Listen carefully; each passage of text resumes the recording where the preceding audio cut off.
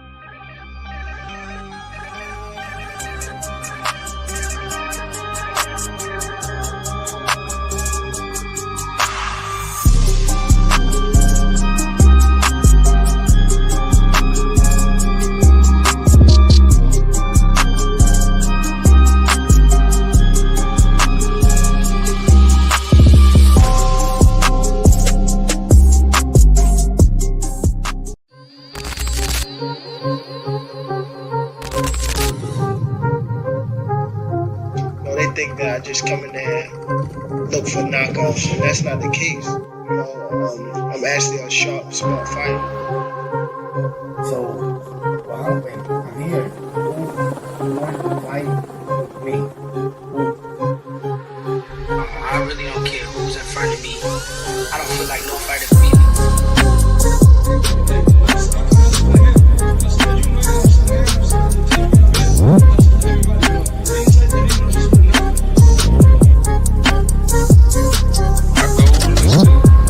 Demolish everybody, to be honest. Everybody that's in my way. The pinnacle to any weight division is to have all the belts, all of the titles.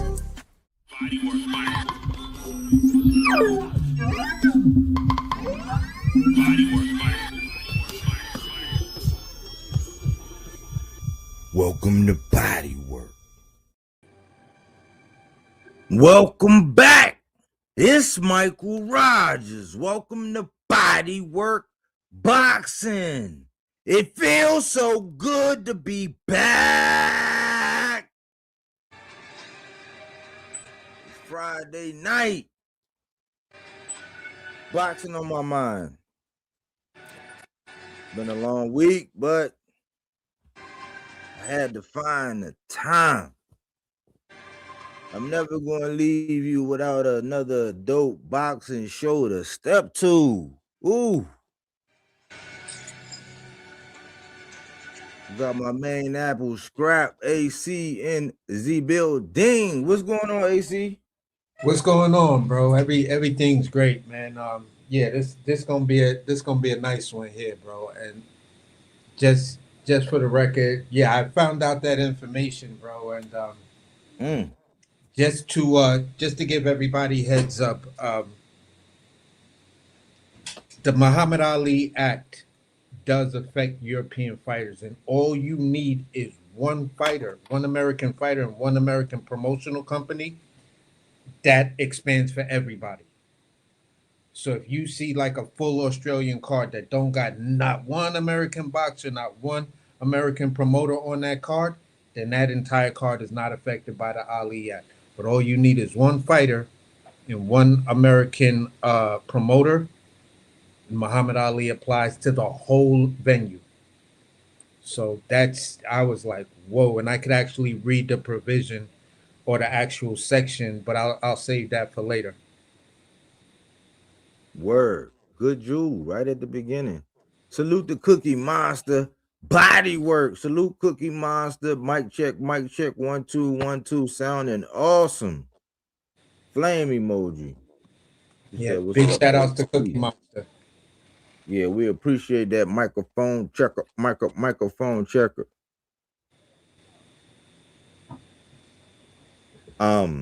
This is a more laid back one, man. I said, man, boxing gonna have me have a little nightcap. You know what I'm saying? Boxing got me like, man, it had me have a little nightcap because there is a fierce epidemic out here. And I'm like, I'm patient. You know what I'm saying? Some of my favorite boxers, man, they some killers, but they be patient. You know what I'm saying? They wait for their time and opportunity. So I be patient. And I'm just sitting here looking at boxing, man, and we all know that there's a thing, like there's a recency bias. We're having some good fights. Even this weekend, I was waiting to see, because normally these be the like groundworks I would normally do. I would have normally did something on the Nick Ball, but I'm like, I'm gonna be true to form. It's like I recognize he got that armadillo style. He's formidable, but he ain't one of my guys. Man, I wanted Ray Ford to beat the shit out of Nick Ball, man. That would have been a statement, but I didn't get what I wanted as a fan. And Raymond Ford was in my boxes to watch. He was the Cobra. But I was waiting to see if somebody was going to do something on that. And then I just had been seeing the underlying things. And man, I heard some shit today to where it's like, I understand, like, we got, like, everybody is, like, pretty much high off of what happened. Like, a lot of the fan base, he gained a lot of the fan base. He gained the whole culture. I've never knew anybody that actually owned up and professed their love for Shakur Stevenson from that Puerto Rican side until this recent week. Yeah, I seen people that said, "Oh yeah," and they was acknowledging it, but I ain't see him get embraced the way he is, the way they didn't even care if he, you know what I'm saying, like really stopped the dude or like really like stepped on the gas or whatever. They were just happy that he gave them action. And then we went into the whole hyperbole thing. I'm like, man, like that's why I had to do that definition. I said, is it just me? Like, cause I'm not a hater. Man, all my young black brothers, man, I wish them all success. All my young Puerto Rican brothers, I wish them all success.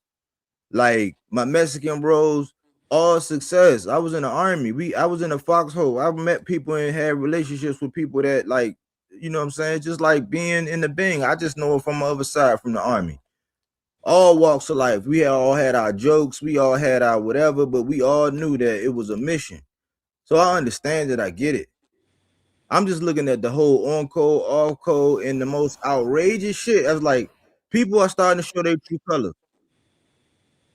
People starting to show their true colors. I start hearing and seeing a lot of things that are acceptable now, but I could run down a laundry list of things that weren't acceptable when other people did it. And I'm just like, okay, like somebody got to address this shit. Like this shit is getting out of control.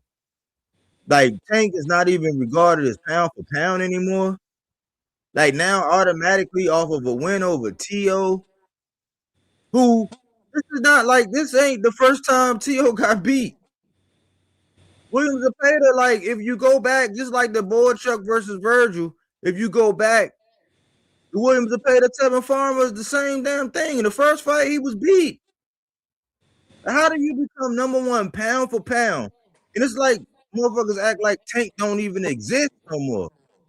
I'm like, y'all gotta stop, man.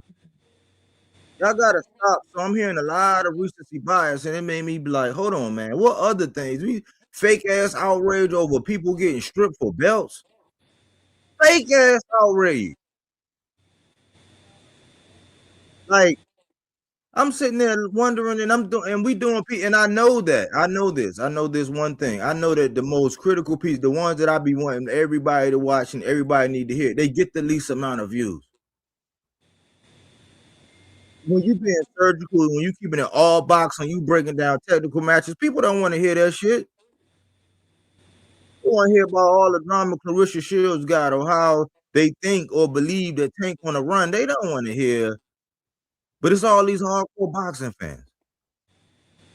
People would rather sit online for 8 or 9 hours and debate with each other than sit down and take an hour and a half and read on everything you need. So when you speak, you are empowered, you're armored. But people don't like the truth.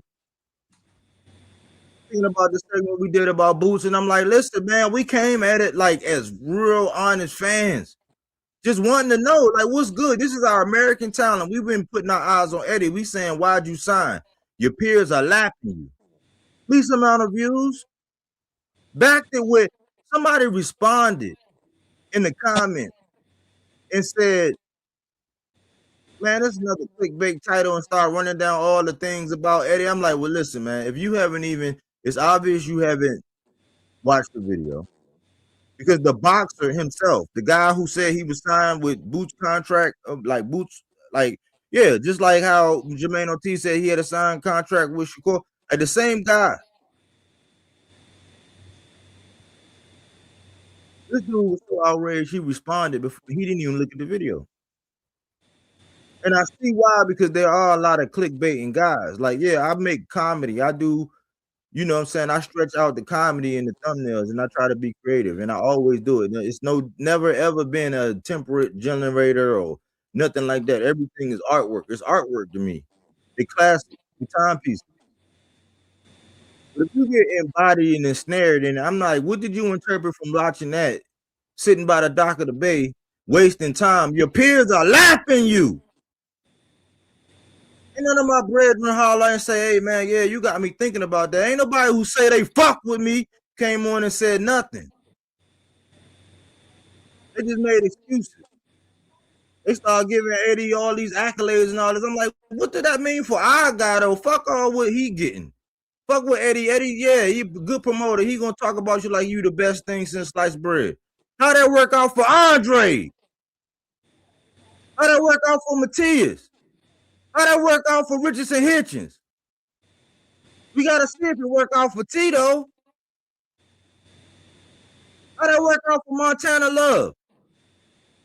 And now we looking at Boots. And everybody be trying to act like we be hating. Nah, y'all be scared of the truth. You got smoke tonight, hey, click the link, man. It's gonna be available, man. Ain't gonna be no structure to this shit. We talk about recency bias. The last thing I'm gonna say is the minute Lamont Roach stepped in the ring with Pitbull, he got stripped. Where was the outrage?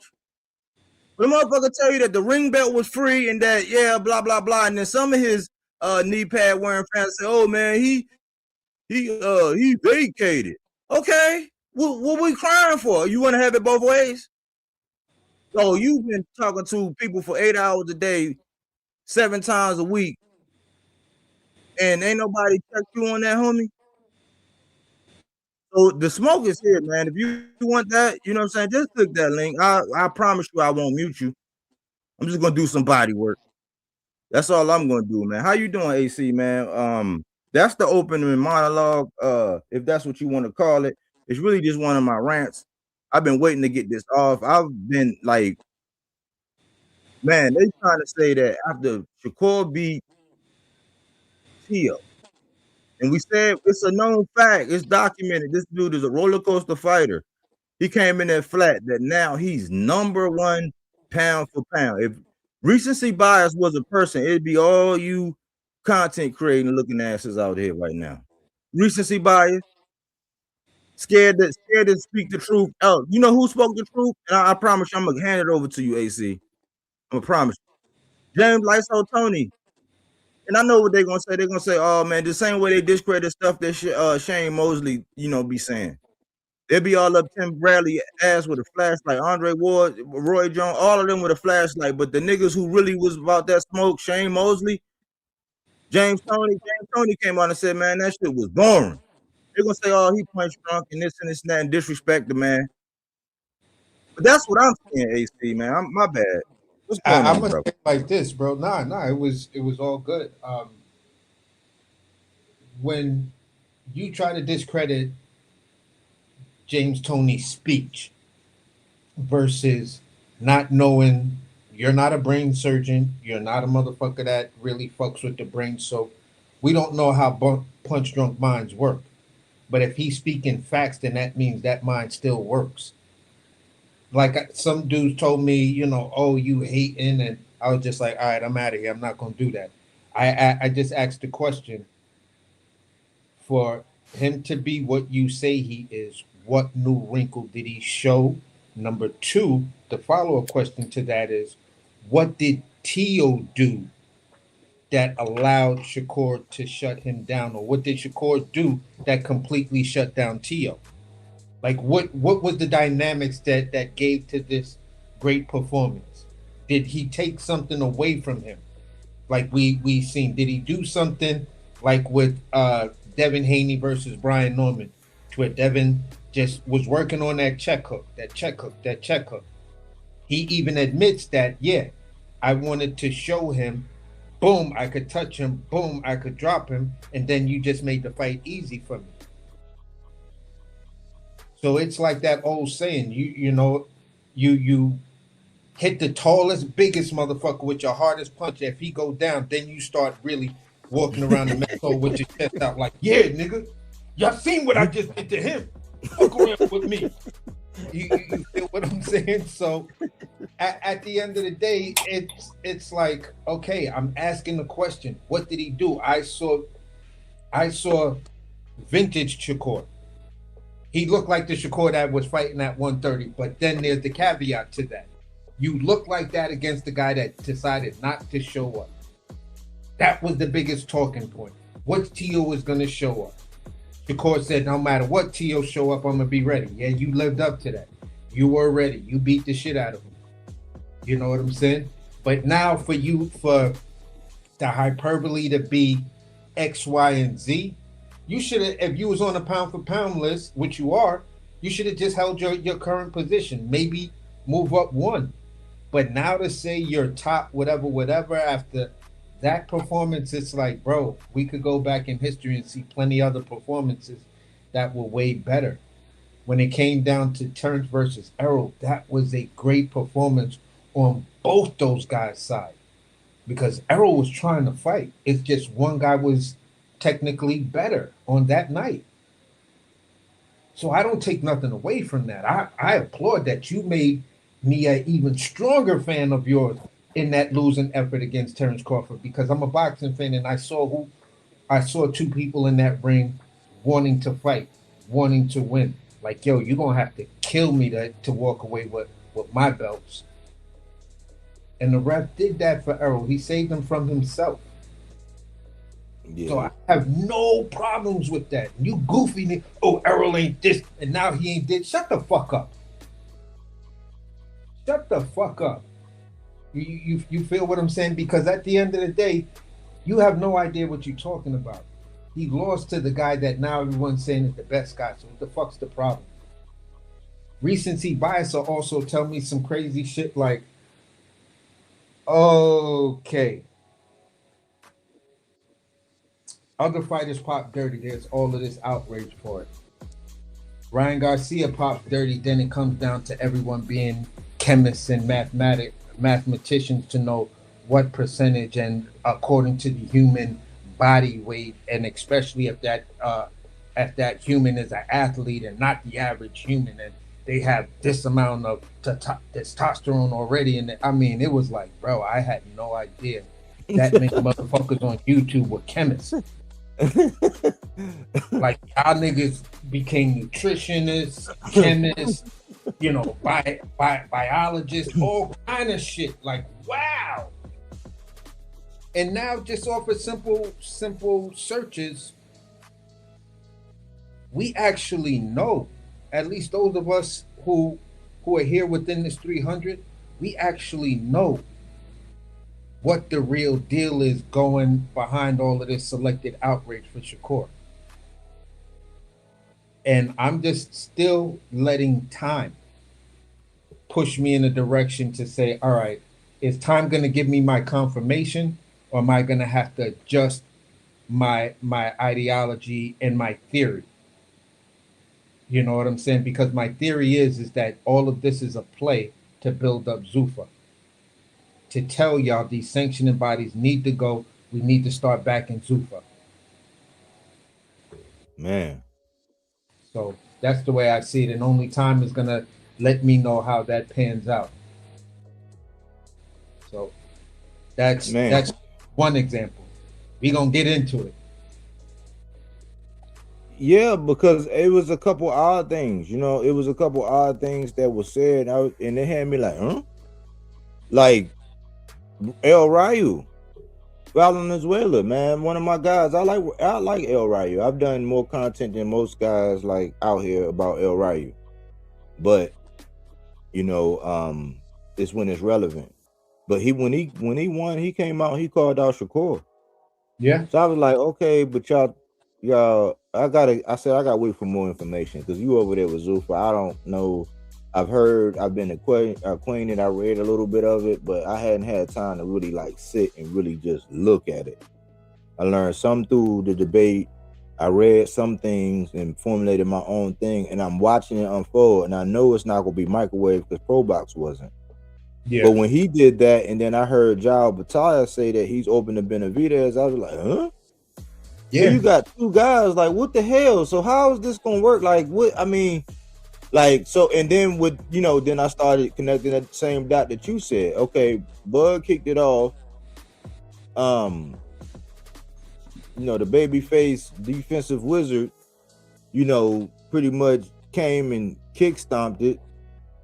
And so I'm like, what are y'all trying to say? Because, like, you know, anybody that's talk about I'm going to go do this, like Keyshawn, Clout Sean, he's dead, he's gone. Somebody caught him mid-air, like center mass, boom, blew his whole. He don't even. You could put a fist through his chest with him going for Lewis Crocker if it's for the belt. If that's the reason why, because belts don't matter sometimes, and then they do. So I'm starting to not like hearing people talk about how belts don't matter, but they do. Yeah. You don't have no other alternative. Like, I'm like, these people are really revealing. I try to be level-headed with the audience and who we dealing with. But like, a lot of people be showing that they don't know shit about the business of boxing. That's a whole t-shirt in itself. Like, yeah, you don't know shit about boxing, but you don't know shit about the business of boxing. Because people pick and choose when the belts matter. They matter when you get the leapfrog motherfuckers that been waiting in line, that ain't been match made, that done got it through the mud, that done worked them way up, that done got, you know, double digit fights and can't get a shot. Yep. You know, it's like, so I'm looking at the whole belts don't matter and belts do matter, but this is something that I had, and I gotta do this. Recency bias is a cognitive bias that favors recent events over historic ones. A type of memory bias, recency bias, gives greater importance to the most recent event, such as the final lawyer's closing argument a jury hears before being dismissed to deliberate. Like, that's like what people are doing right now. Is like, you know how when we be watching boxing, it's like, you know how they say a fighter can steal rounds.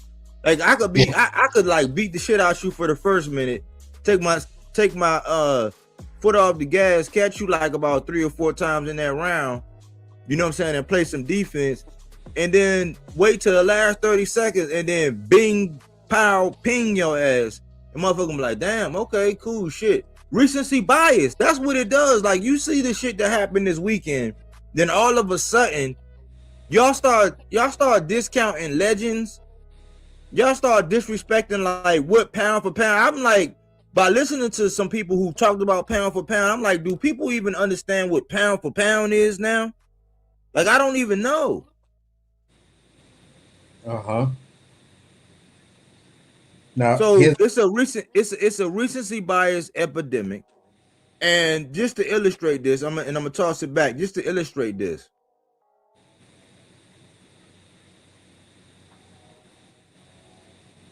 Unable to land a rematch, Roach had to look elsewhere and opted to move up to 140 pounds to face Cruz.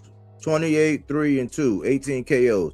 He entered the fight as the WBA super featherweight. He was a super featherweight title holder, but was stripped of title once the bell sounded for his fight with Cruz. That's just like when Jermell Charlo was undisputed. The minute he stepped in there with Canelo Alvarez, he was stripped.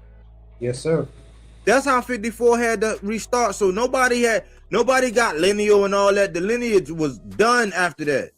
And when he come back and he do whatever, just like Tyson Fury, like when he come back and do whatever, you know what I'm saying? Yeah, it'll be picked up.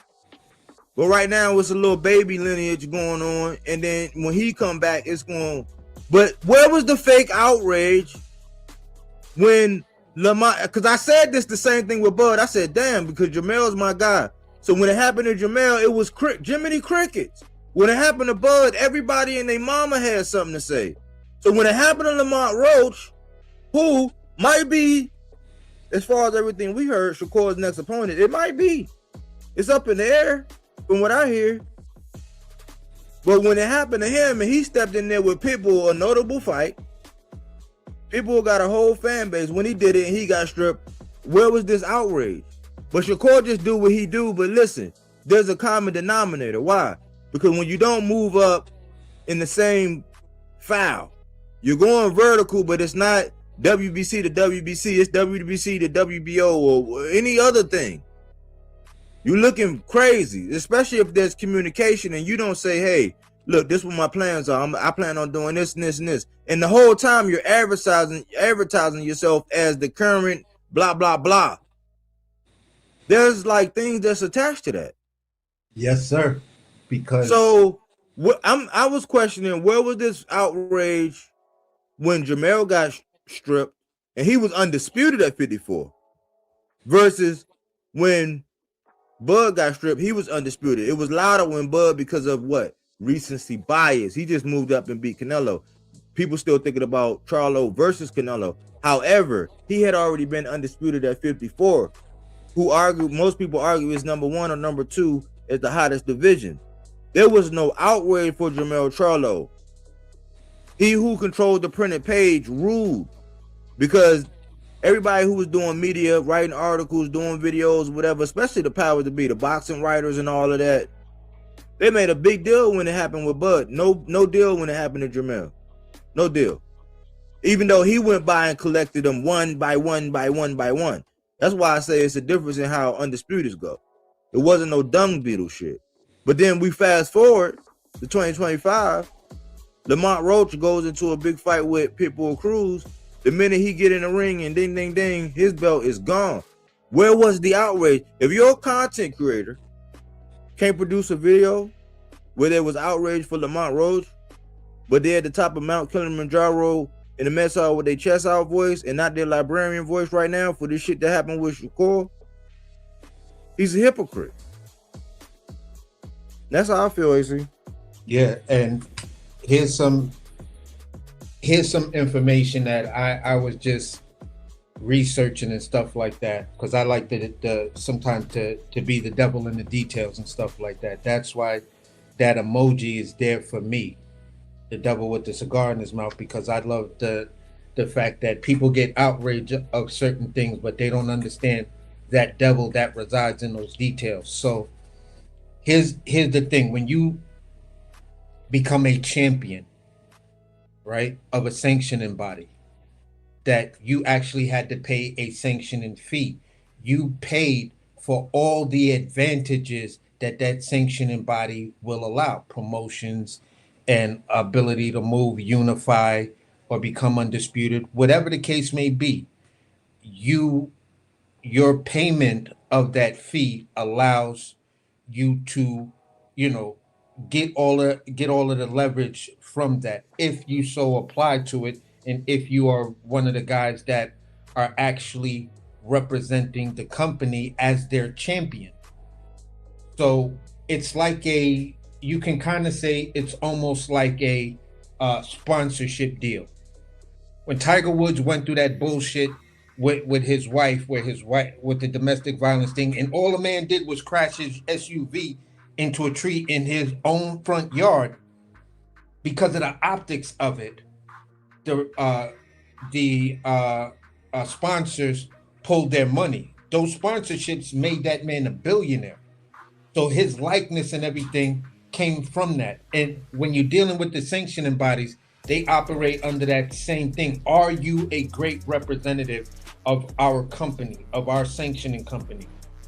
So when Shakur says, listen, I want to go do this. They have to sit down and be like, listen, we got to sanction that fight because you still represent us as our fucking champion. So regardless if that man went to the WBA, whether he went to the IBF, he still is the representative and the champion of this one sanctioning body. So anytime you get in the ring, there should be a fee that's applied to you.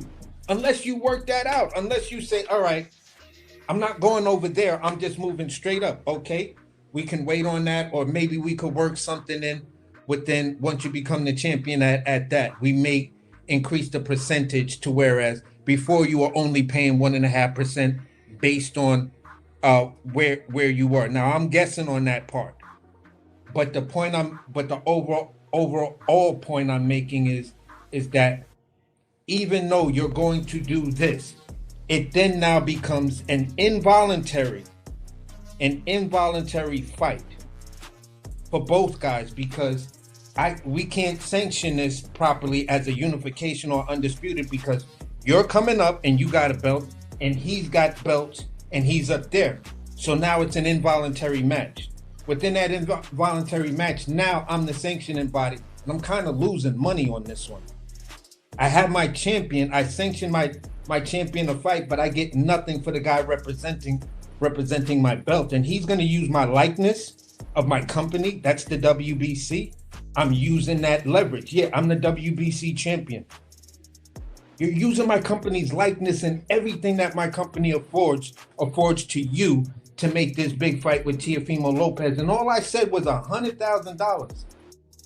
In the manner if you win, that $100,000 is still a tax deductible write-off, and it's a win-win for you because you still get to keep your belt. And we may say, you know what, if you're gonna go up there and fight Conor Benn, yeah, Conor Benn does represent us, but as long as you fight Conor Benn under the WBC, you're good money. So whenever you look at any major company, and these major companies go through bullshit or go through a recall or something, their execs are on the phone trying to make deals. And they're making deals up under the table, over the table, and every one of those deals got money involved in it.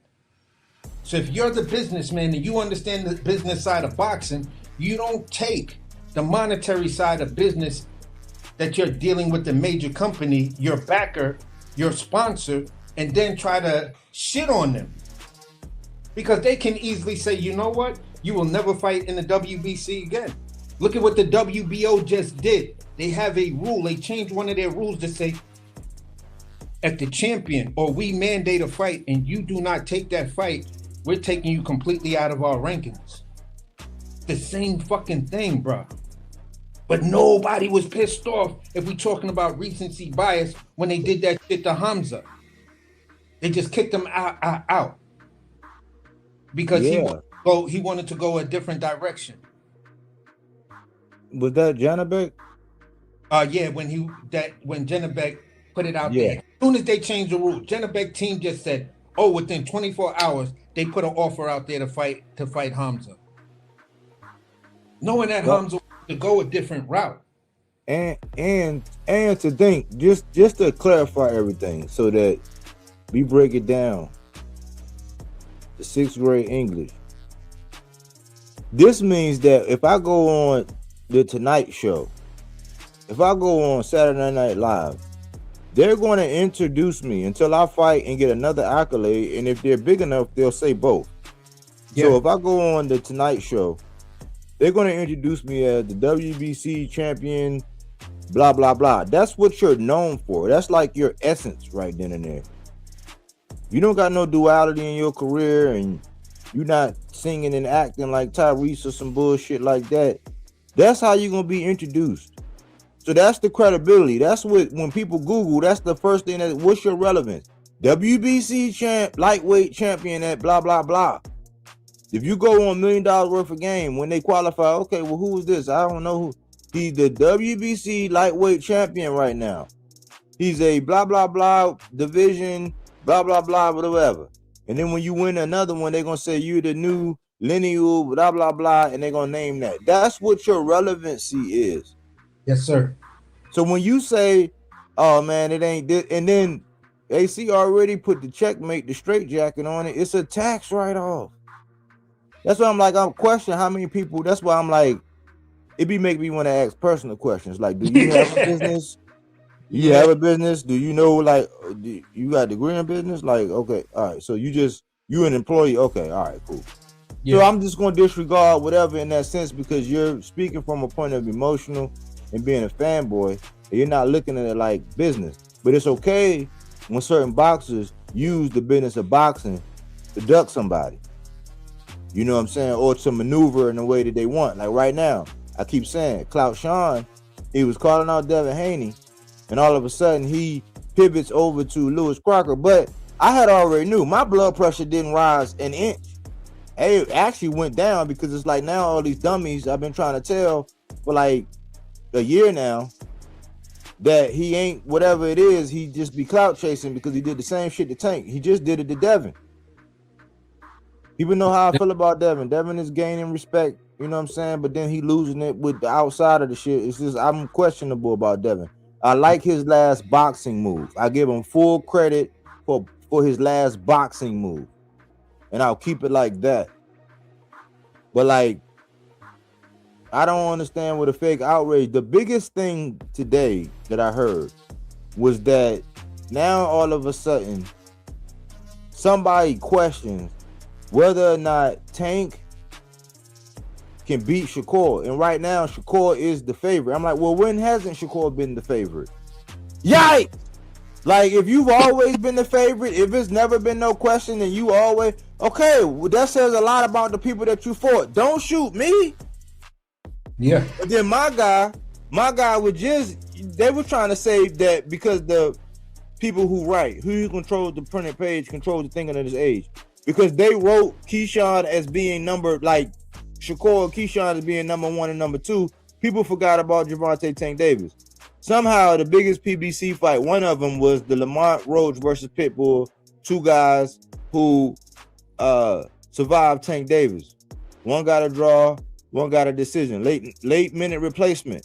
Nobody considers that, but everybody talk about Padley and his late play. No, never mind. But recency bias, bro. Recency bias. You know what I'm saying? Like, when you start like really digging into what was actually going on with these people, and you're not speaking from emotion, you're looking at it like, okay, all right, well, Tank, he had the Lamont and Roach. He had got the upset of the year last year. It was here. If you can find another channel that gave upset of the year to Rolly Romero before my video saying that, I got $200 with your name on it. I ain't talking about nobody that can go back in their title and change the title. No, it's not gonna work. It got to be in your video, you stating it, you saying it. We didn't know Rolly was gonna do that. Well, Tank stopped Brian, Tank stopped Rolly. Like, what we talking about? Mario Barrios. Mario Barrios getting ready to fight Ryan. Tank stopped Mario Barrios to the body, who took a shot at Ryan for quitting, but I'm like, nigga, you got stopped to your body too? Like, I mean, what are we talking about? But somehow, some way, because Shakur Stevenson beat Teofimo Lopez, who's an orthodox fighter. He's not southpaw. Newsflash. Tank is a southpaw who fought and knocked out Frank Martin. He punched fucking Hector Garcia's lights out as a southpaw. What southpaw do you know that you've seen Shakur do anything? Recency bias. So because he beat Tio, now you think that Shakur can beat it. The fight told you nothing. Yeah. And when have you not known? Because when you look at Tank versus Mario Barrios, negating the jab, you're not gonna be able to beat me with just a jab. He pawed at the jab. He got rid of the jab. It didn't matter. But we have empirical data. He punched out fucking Hector Garcia's lights out as a southpaw. He knocked Frank out, even though it was a little adversity. Frank was doing his thing until he wasn't. You know what I'm saying? So what about Shakur not even finishing T.O., just out fencing this nigga? Now he can beat Tank? Stop it. That's recency bias. Yeah. I asked And the Tank ain't question. went nowhere. All I know is when he got on his hiatus, people didn't stop thinking Mike Tyson wasn't Mike Tyson just because the nigga went to jail. Tank ain't been to jail. He ain't went nowhere. But just because the media ain't talking about him now, all of a sudden, what the fuck do Shakur beating Tio got to do shit with the style of fighter that Tank got? You know, Tank is. Because we've seen him negate a jab. We've seen what he do to southpaws. We seen when it ain't somebody where you like, oh man, you brought your moms. We seen when you ain't considered like cool or a homeboy or a friend. He don't got no respect for you niggas. So Yeah. where's this recency bias saying that Shakur all of a sudden? That's why I say a lot of y'all pussy ass motherfuckers is out here and y'all be the same one talking about, yeah, when I was down and out, when I went through my thing, everybody turned. Tank the proof ain't even came out yet. But because somebody fights somebody else, now all of a sudden Roy Jones popping out, his mouth talk about Shakur can beat Tank. Like, is that triangle theory? So triangle theories matter. I'm done.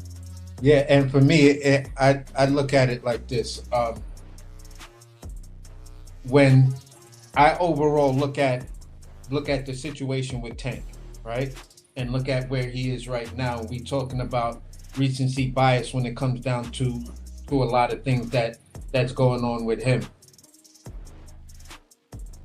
Very few people said a fucking word about Devin Haney when Devin Haney was going through his out of the ring problems. It was like, no, you don't talk about that. You feel what I'm saying? But it's okay for everyone to talk about Tank and then turn around and say, well, nah, we gotta be on code. We gotta look out for Black American fighters because Black American fighters are the ones who's always getting shitted on. Yeah, they're getting shitted on by the same dudes who keep saying we need to do X, Y, and Z for Black American fighters. I guess for y'all, I don't know what kind of light-skinned Tank is that y'all don't see him as a black person. So with that being said, it's like you don't like the fact that he's successful. The fact that you've always wanted someone to beat him. You tune in to watch people beat him, and that tells you who the face of boxing is. And now I've even read things that said, yeah, Shakur right now is definitely the face of boxing because Tank is out here on the run and we don't know when he's coming back. And I was like, oh, that's all it took? And that's what y'all saying. Oh, okay, that shit is really fucking weird if we talking about being on code. If we talking about everything that we just stated, supporting Black American fighters and stuff like that. These things are allegations. Tell me what domestic violence issue, if that's what it actually was, took fucking 2 months or more to investigate.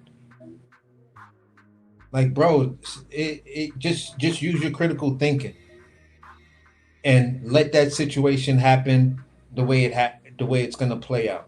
At the end of the day, I focus on right now the guy that's in the ring, and any recency bias for me concerning him is always within his performances, within the things that y'all say he doesn't do that he's actually doing right in front of your fucking face. But then you'll turn around and give praise to Shakur, like Shakur back to his old ways. He's stopping shit. He's stopping shit again. Okay, he stopped Josh Padley, who out of his own mouth, and if you just saw the last card, they even admitted he was on a fucking roof installing solar panels when he got the call. He was on a roof installing solar panels when he got the call to fight Shakur.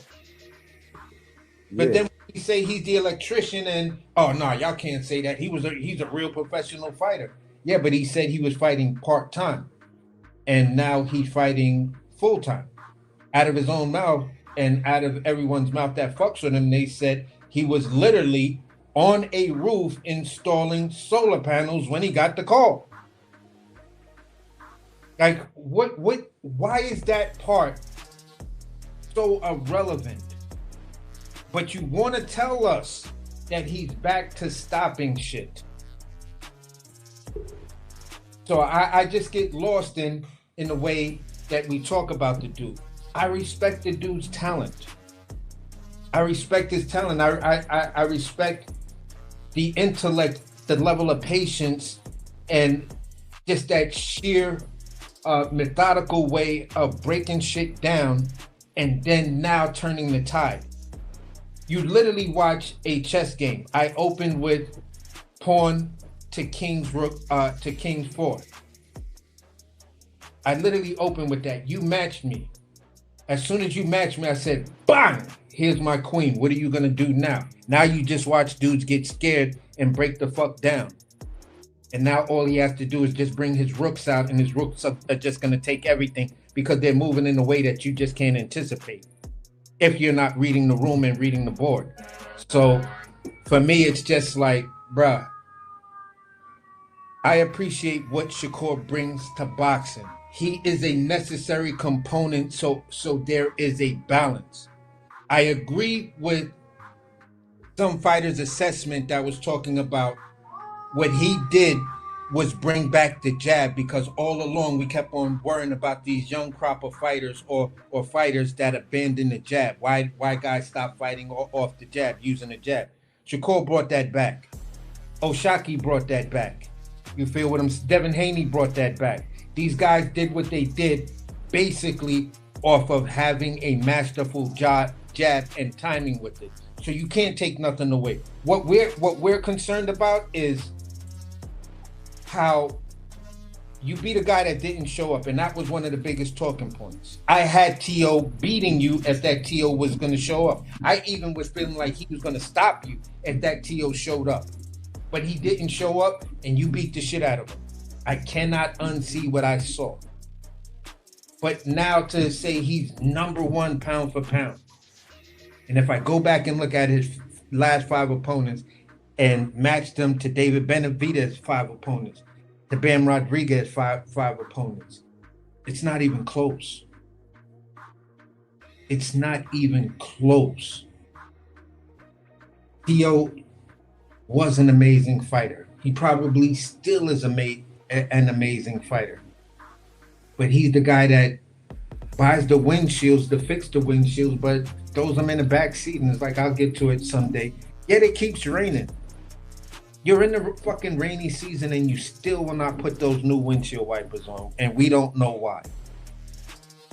So the recency bias just tells me, hey, listen, you want to manufacture a champ, you want to manufacture the outrage, you want to manufacture this whole victim thing, because now Shakur is the ultimate victim. Him, Keyshawn, Terrence Crawford, Andre Ward, Ray Ford, Clarissa Shields, y'all the victims of boxing, because you're so good. The world of boxing just doesn't want to see you succeed. We can never have another Floyd Mayweather because you guys are just that good. And I'm like, okay, you're not gonna sell me on that bullshit, because I ain't buying it. The other elephant in the room is, I asked the question the other night. I was like, man, is Shakur really that mad in this fake outrage? Never mind the fact that, like, when you talk about champions, how many champions Tank fought and beat, how many people he beat who went on to become champions. Shit, if you look at his whole roster, like when you look at all of the people that he recently fought, they in contention. That people want to see them, people want them for a name. Like Pedraza, everybody ate off of Pedraza.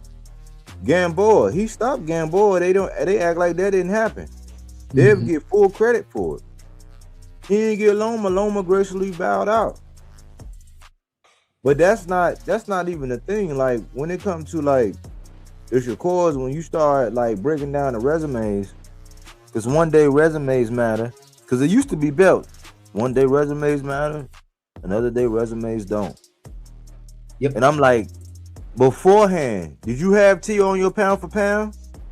Like that's the elephant in the room. Before the fight, did you have T on your pound for pound? Like me, I did. I had him at number 6. I had Shakur at number 7.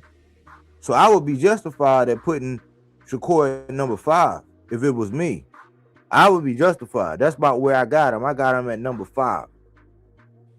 You can eat a frank, a foot long, half smoke, a quarter pounder, whatever whatever you want, a slong, a glizzy, however you want to put it. You can eat that if you don't agree with me having him at number 5. Tank is number 1 and number 2 in my book. People can argue, blah blah blah. I don't put heavyweights on there. That's my +1. So I got a top 10 +1. But Tank ain't moved on my pound for pound. Why? Because everybody that's relevant, that's fighting, and anybody want to get anything from, you shoot yourself in the foot if you bring up anybody that's involving Rolly, anybody that's involving Ryan, anybody that's revolving Mario Barrios, anybody that's revolving Roach, anybody that's involving Frank Martin. Like, what we talking about? But all of a sudden, because one guy beats another guy, that means you believe in triangle theories. It's just when it don't support your argument. Because I also state that triangle theory is also common opponent, which is cool when you're doing your analysis. But in hindsight, if you don't have T.O. on your pound for pound list, how the fuck did Shakur do anything with Tank status as pound for pound? And just because you got litigation going on, because think about it, was Mike Tyson not Mike Tyson because he went and did jail time? Tank ain't did jail time yet. So what the fuck are we talking about? But nobody got no answers.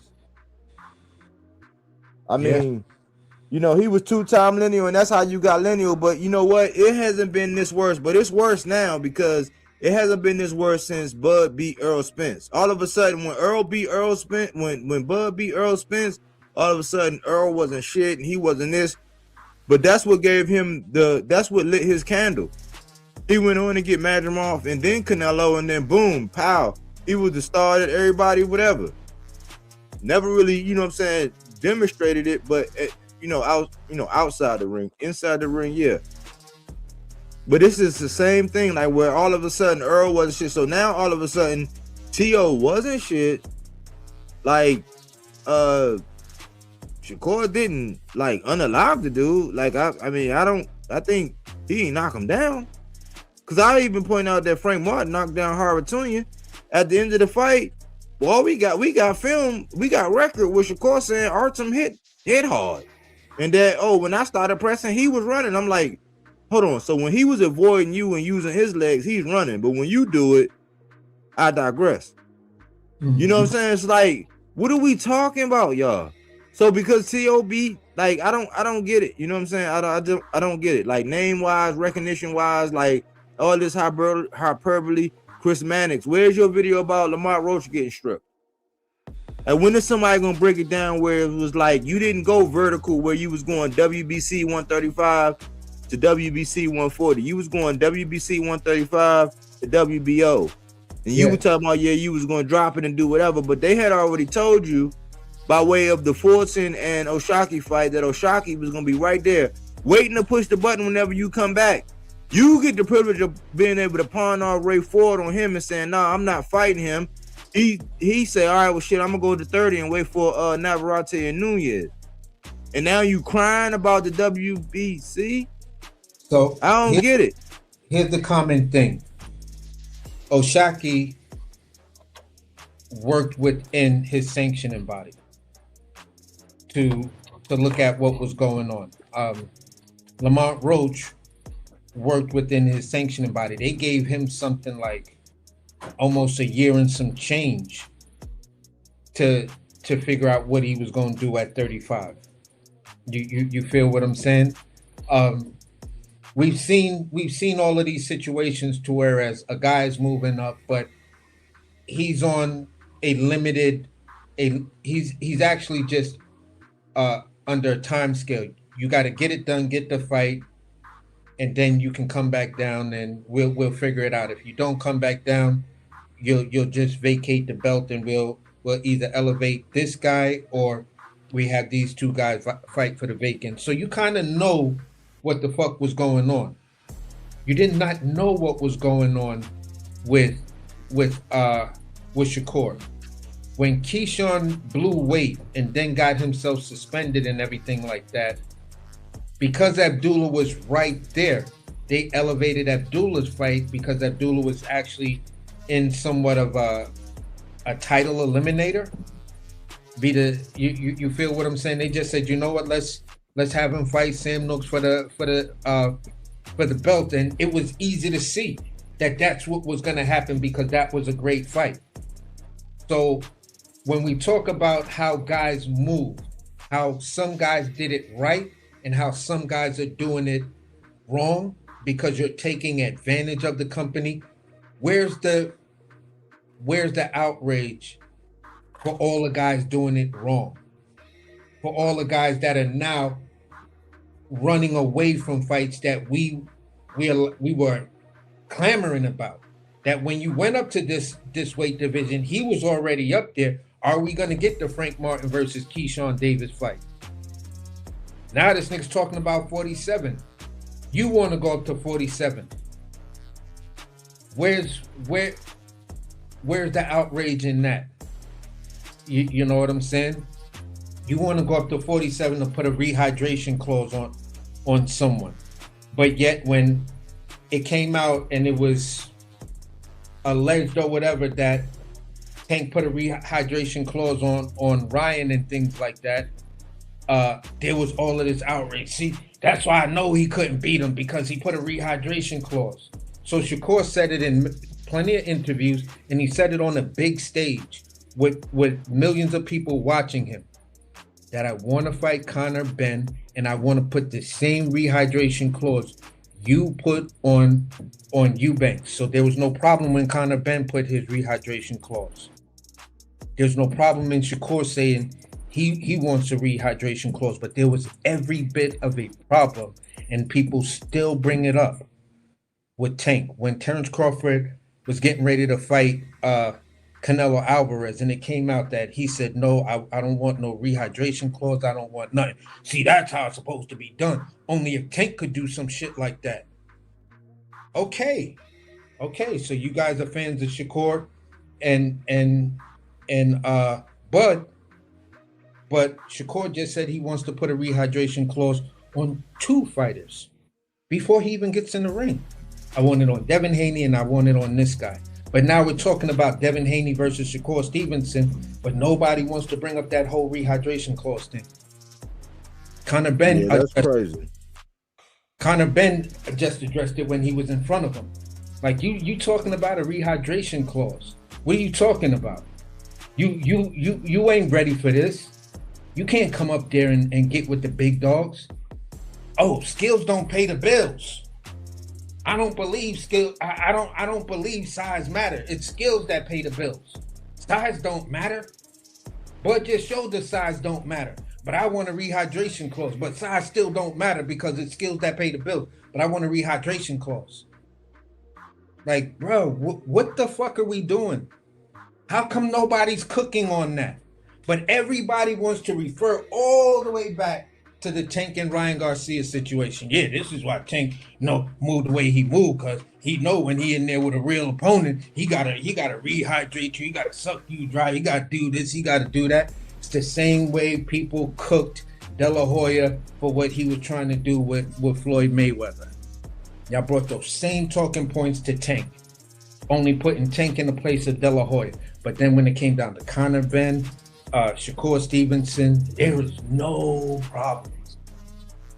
None whatsoever. Now, again, I'm going to double down on it, and this is where I landed. But yet everybody, and I just watched a guy who I have a lot of respect for, because he usually keeps it funky. He's out here saying that Devin versus Shakur is a great fight, yada, yada, yada, but nobody's talking about the rehydration clause. Just like nobody's talking about the fact that Xander's team said, no, it is the IBF rehydration we're concerned about. But the same guy just did a video saying that Xander Zayas has all the chips. He can steal the Josh Kelly fight from Jaron Ennis. So now Xander wants that IBF belt. No, now that Bakram don't have it no more. Number 2, Xander can now steal the fight from Boots. because he has all of that hardware. The fuck we've been saying? What the fuck was yesterday's show about? Boots had all the hardware. You had the ring. You had the WBA and the IBF. And you traded all of that shit in for the WBO. I mean, for the IBO. And you mean to tell me between your name, between your last performance and getting all of that, and adding 2 more belts and the ring belt, that you couldn't have put something out there that they would have told Lubin, you're gonna take this $250,000 or $300,000, and we guarantee you the winner of this fight. Instead of going there getting the same money to get knocked out by Virgil. So recency biasness period, bruh. We are in the bias age.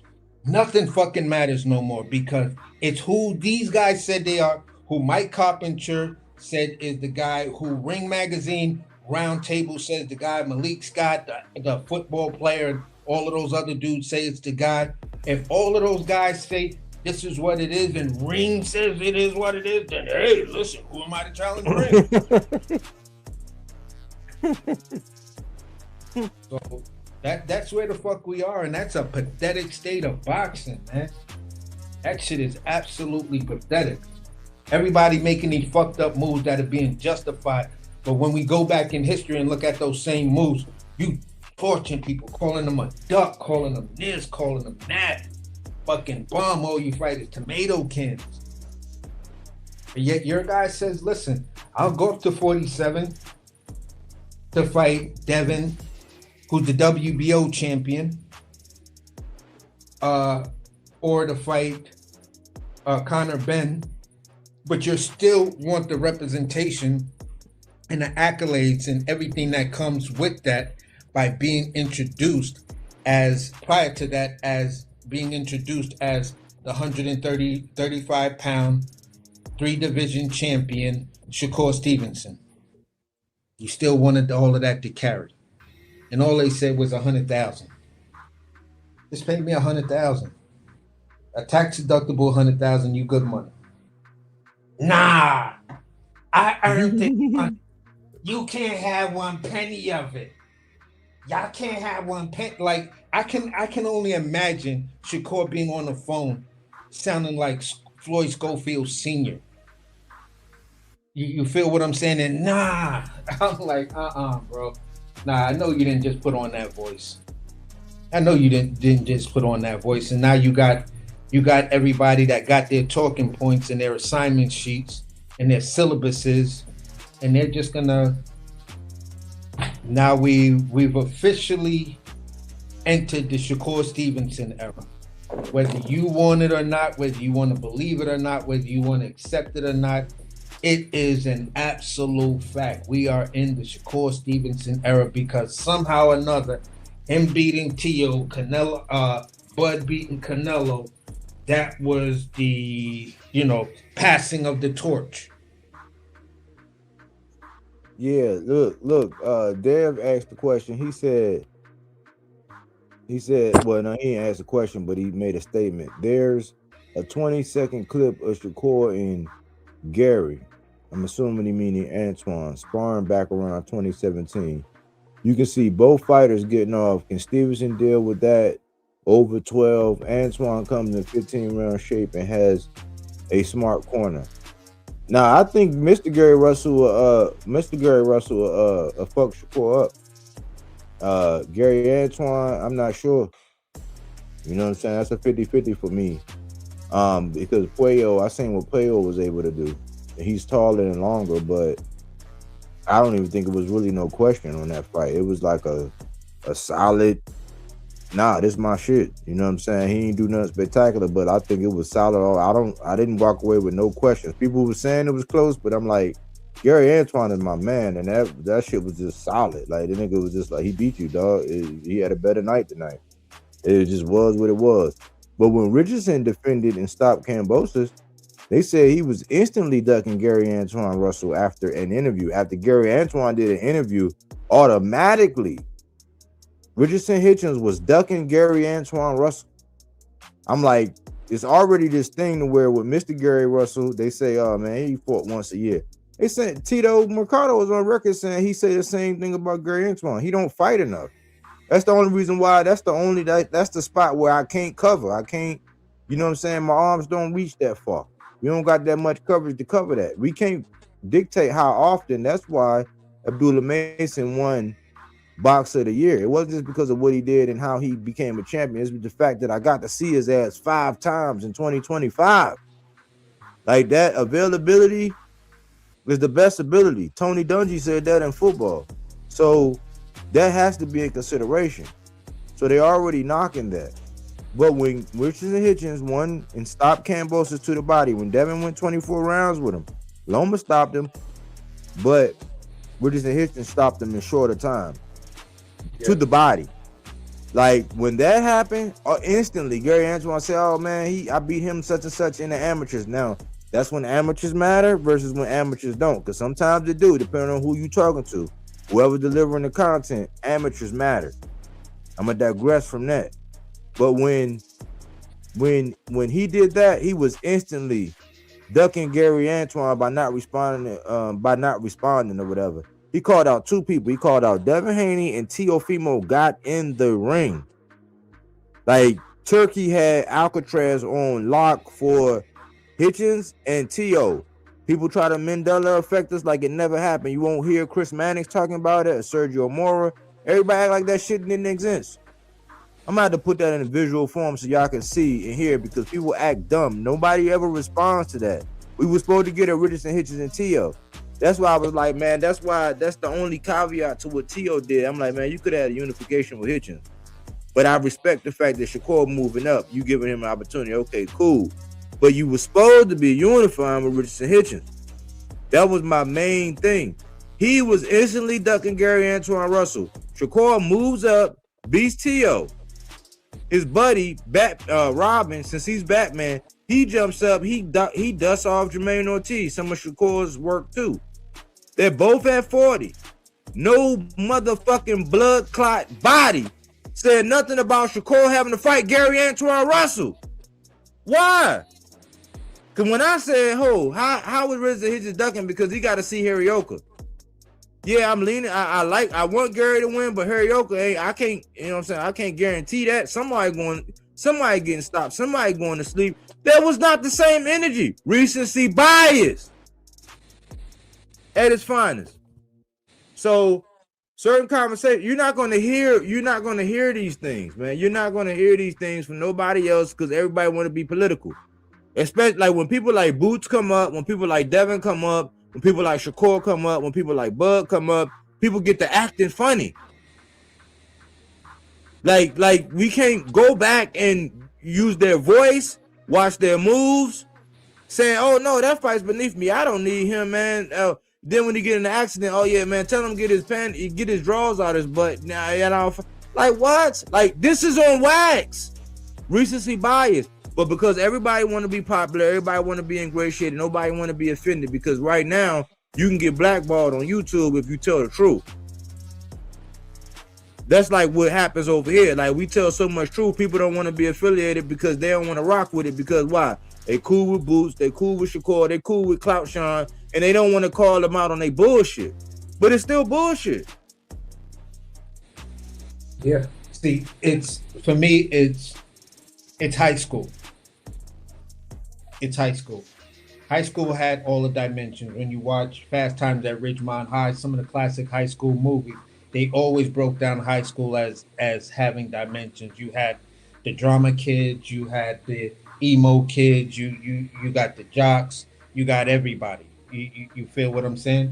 Then you had the cool kids. You feel what I'm saying? So when you look at what it is in high school, everybody got fucked up when one of the cool kids recognized, oh my God, the cool kid said hi to me. I think I'm in that place. Do you feel what I'm saying? And then one of the cool kids make a bet to say, yeah, we're gonna bring this person, this nobody, we're gonna make them the most popular person in the school. if that formula can work in a high school setting, why can't that formula work in boxing? Whereas you're saying that this is the guy we want to get behind, where we call it the it factor, the guy who becomes the face of boxing. You know what I'm saying? Not who earned being the face of boxing, but who the media, legacy media, is telling us who is who their opinion is the face of boxing. And right now, that face of boxing is going to Shakur, one of the cool kids. You're coming from the cool kid crew. You feel what I'm saying? So you're again handed down this lineage that you didn't earn. You're a candidate for it. I'm not taking that away from you, bro.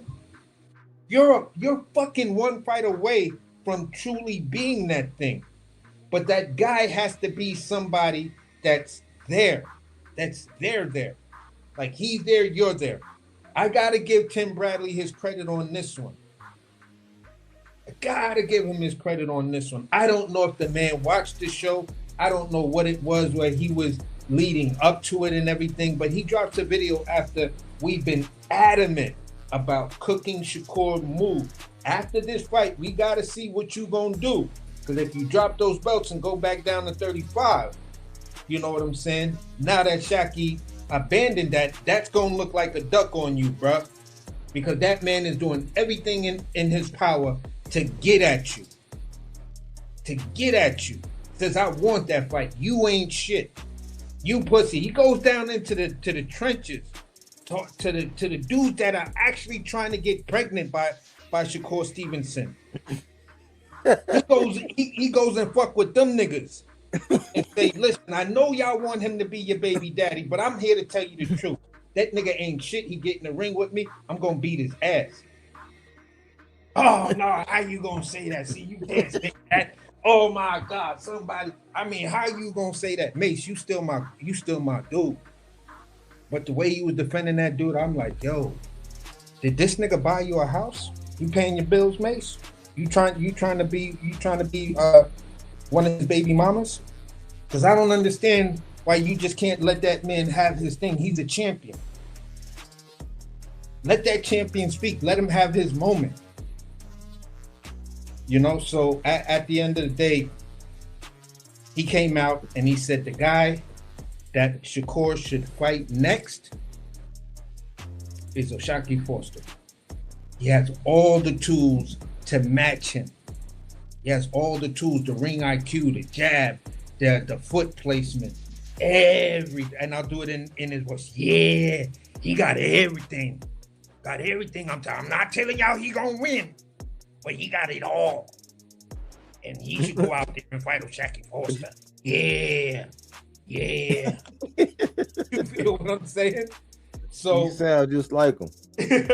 So I'm just saying, bro, if you got one of his biggest advocates telling y'all outside of all of these goofy niggas, your next power move, the move that really solidified, that nobody can take away from you.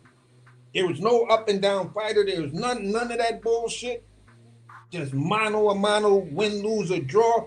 Respect what the fuck go on. If Shakur just walk through this nigga and make him look as easy as Tio, wow, he's really on that level. But don't sit here and tell us what O'Shaquie do.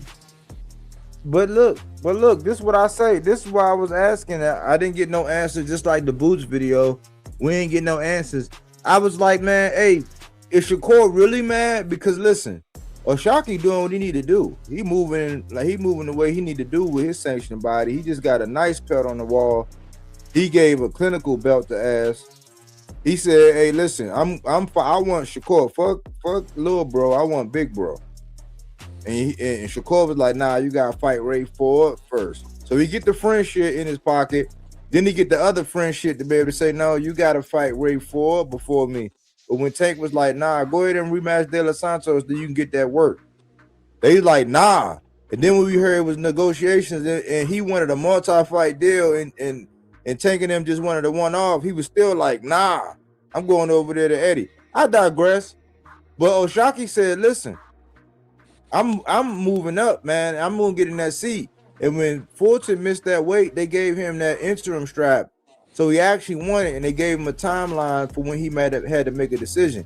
When he Yeah. found out Shakur was like, nah, I ain't fighting no Shockey, he was like, all right, well, I'll just go down to back down to 130 and wait on the winner of Navarrete and Nunez. So that's my plan B, and I just gotta wait on that. But I'm gonna push that button on your ass whenever you come back. So where's this outrage, and why does it matter if they stripped him? Because if he would have went back down to 35, he said he wasn't gonna fight O'Shaquie. But O'Shaquie don't get no credit for him ducking him, even though we give Shakur credit for some people give Shakur credit for the Devin move when he moved up and got in the ring. Some people give him credit for the Frank Martin. Like myself, I give him credit for the Frank Martin shit as a duck. How the fuck is that not a duck?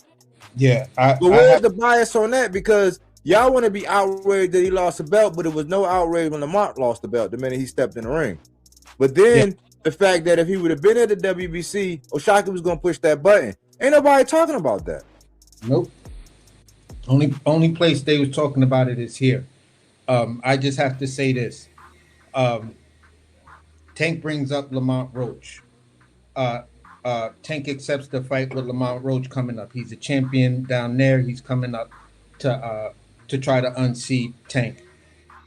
Canelo accepts the fight between him and Bud. Bud is coming up basically one or two divisions at the time everything was made. It is what it is. Tio gives Shakur the opportunity to come up and fight for his belt, right?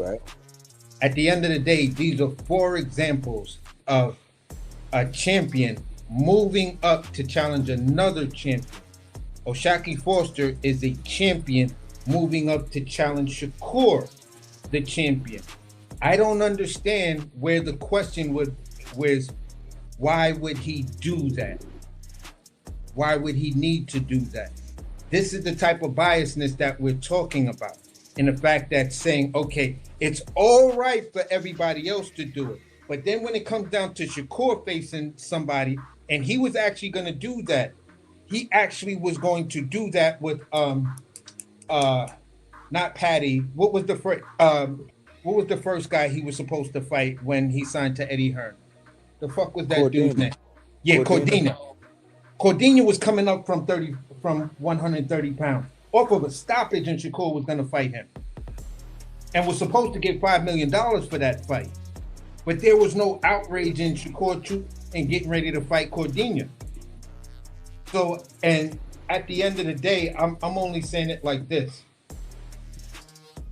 If we're going to do the outrage and ask the questions of why someone should do that, then we're negating the fact that this guy, according to Tim Bradley, who's one of Shakur's biggest speakers, he's like out here, he just did a video within the last 2 weeks, who can actually beat Shakur. But then he turns around and says, yeah, the guy that's going to give him the best fight, that solidifies who he is, that says, this is the motherfucker to beat right here, because he's chasing you and he's got all the tools. Look at that fight that he just had with Stephen Fulton. How he just dismantled that man. That's the guy that's going to give that's the fight that truly makes Shakur Stevenson great. I agree with him. Win, lose, or draw, I agree with him. I ain't got no problem with it, because I know that dude was willing to do that. He fought to try to do that. After that, there is no why anybody need to do nothing. After that, it's you're ducking. You're ducking, because all those champions at 130 allowed you to come up from 126 and challenge them. But it's okay. But O'Shaquie wants to do it. It's all of this other stuff. I just don't know why. Yeah, I got you up there. Shakur was going to fight Cordina coming off a stoppage to Casey, moving from 30 to 40. But he can say he not going to fight Shock. Like, but he number 1 pound for pound. Like, he in the mess hall with his chest out. He'll beat shit down. Joe Johnson leg. James Tony leg, motherfucking Big George. Like, knock it off, man. At the end of the day, it's a lot of things that says this. That tells me things like this. We view different fighters after X amount of after their most recent match. You're only as good as your last fight. That saying right there is exactly what we relate to recency bias. Because now after that performance, is there anyone that will satisfy the Shakur Stevenson fans to say he's an actual worthy opponent? Outside of the name, and I'm going to say it like this, outside of the name of Tank Davis. You feel what I'm saying? Other than that, y'all going to tell me you got to go back in history to, to some other small guy way back in history that's long retired. So if you're at this and you've reached your ceiling and there's no one else to challenge you at that in that level, then at the end of the day, why am I going to pay to see your fights moving forward? Because I'm going to know that it's always going to be a landslide because there's no one out there to challenge you. That's the reason why Terrence Crawford just retired, because he beat everybody.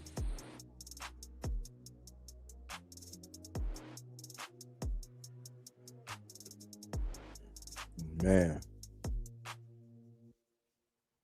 And I got a little nugget that I want y'all to take note of. Or the perception of greatness. He got that. And then what did he do after that? He retired because he said, there's nothing else for me to do. If y'all trying to say what y'all trying to say with all of this hyperbole around Shakur Stevenson, and no one is there for, no one is actually within the scope of fighting him, then why doesn't that man just retire right now? You got you found your unicorn in Teofimo Lopez. This is why you have to have that balance. You go too heavy on one side, then nothing makes any sense. You go too heavy on the other side, then it sounds like you hating or some other shit. So you need the balance, and that's what we're trying to give you. If it's all hyperbole on this, then the man needs to retire because there's no one out there to beat him. But if we mention a guy that can beat him, oh, why would he do that? Yeah, now we at the he don't need him era. Like he don't need him. But when Tank was like, I mean, it just be different, man. But I got a jewel I want to drop, and I want to see if I'm gonna be right about this. I can almost guarantee you. Now, today is February 6th, 2026. After this point in time, and unless they go back now after hearing this, now I'm saying this right now, prior to February 6th, 2026, I guarantee you won't be able to find a picture with Roy Jones, Andre Ward, Floyd Mayweather, Shakur Stevenson, and Bud. I guarantee you. You know why you probably never see a picture like that? You know why, AC? Tell me why. The Roy was never undefeated. Roy was never undefeated. So my hypothesis is like these pictures will be available up until Shakur decide he want to get in there. To me, this was the first time he was in an actual 50-50 fight. And according to the odds, don't knock the messenger. Statistically, pull up some odds where Shakur Stevenson was 50-50 or the underdog. Pull up the odds when Shakur Stevenson was an underdog or in a 50-50 fight. This was the first time, and they didn't even say that. Teofimo was a plus 250. So what the fuck are you talking about? You number one pound for pound, and you ain't never been in a 50-50 fight. That's a checkmate, a straight jacket. And you got best friends out here, and you got people that you just say, I ain't ever gonna fight them.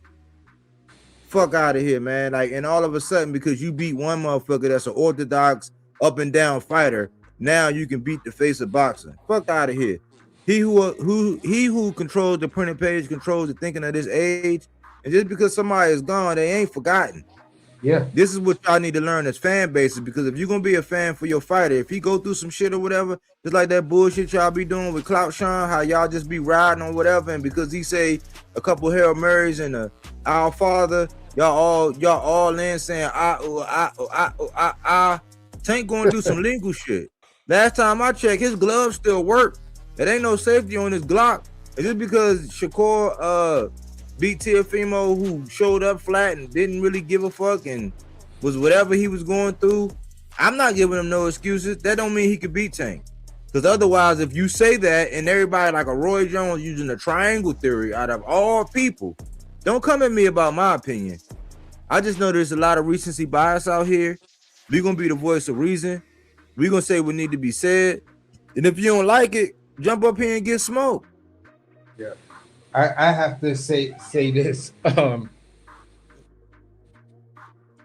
I watched a video, right? And I found this to be like, who the fuck does this? Andre Ward did a breakdown video of his fight with Kovalev. And he said, in this video, I'm going to prove I won that fight. That was after that. Hey, listen, I'm sorry, I don't mean to interject, but go ahead. But no, this was right after I said that I don't believe he won. I'm telling you, it was right after I saw it. Bro, but go ahead. I looked at that video and was like, that's like, I mean, that's like having the bank robber investigate how the bank was actually robbed. Look, that was Goldie in the atrium when he was in the planetarium telling them, "I love you, Goldie." Like remember when he had all them broads in the planetarium? Yeah, and he bro. Yeah, that's what that is, man. That's what Andre Ward did. You can't convince me, bro. I could not fathom why that man chose to do that. I'm like, Ward, what the fuck are you doing, bro? If people feel it was close or they felt you lost or whatever, history still has you winning. So why did you have to justify that? That's like only OJ. If you felt you didn't win and you got that gift. Because all these years later, you still harping on that. And this shit, the video I'm talking about is actually recent. I know. It was like a day after I said I believe Andre Ward didn't win the first fight. It was the day after, bro. I be paying it was the day after, bro. I said that shit on the live. It was like the day after, maybe two. But I swear it was the next day after. I was going to do a segment. I got a documentary coming. That shit will be out by the end of 2026. So I'm keeping track. I have a documentary, bro. My lady got on me about just doing the work on it. I said, man, but that's petty. I was like, man, I'm not a petty person, but it was the day after I said that shit about him not winning that first fight. It was the day after, AC. I saw it. Yeah, I looked at the thumbnail. I read what was under it. I'm looking at how he, within the thumbnail, he had shit circled and he had this face like, what is y'all talking about? And I was just like, wow, that is crazy work, Andre Ward. That is absolutely crazy work right there, bro. You on some other shit with that one. You gonna use your platform to justify everything. You know what I'm saying? So that's one thing that just let me know that accountability, accepting certain things, accepting the fact that you might have gotten a gift and stuff like that. You may be, we may be looking at personalities that'll never make that admission. Like, yeah, the motherfucker gave me a hard ass fight. And when they gave me that victory, I was like, whoa, I'll take that shit. You will have fans like, I like that because I actually had you losing that fight. But the mere fact that you got that gift make me feel like you're an upstanding, moral, grounded person. And when they don't do it, it just makes you feel like, wow, okay. So one of my heroes in boxing, a guy that I may have respected, a guy that I'm a young boxer that wanted to mold part of my young career around and stuff like that. the Son of God, has no moral compass. He cannot ground himself in a moral idea to say, yeah, it was a close fight. I could see the fight going either way, but they gave it to me. And if people out there felt that he won that fight, hey, I have no problem with you. Because when I watch it, sometimes I think I lost, sometimes I think I won. That's not what we're dealing with. And it reflects in how the fans view 3 of the 4 guys standing there. But let me interject one thing, man. What I find interesting about Andre Ward, and the beauty of him and Roy Jones is like him doing it. And I was like, man, they need to keep that going, because I don't like them when they talk about anybody that's part of the Brat Pack, like, because it's biased. It's like it's tainted goods. It's not, it's saturated with bullshit, But when they talk about classic or whatever, I like that aspect. But it was a point in time when they had a little piece, and Andre Ward was addressing Roy Jones about a time when he thought that he might have had to fight. Because I think Roy was feeling some kind of way. Andre Ward was the young up and coming, but he looked at him like a mentor. And Andre Ward was carrying it like, man, if basically like if I would have had to do it, I would have done it.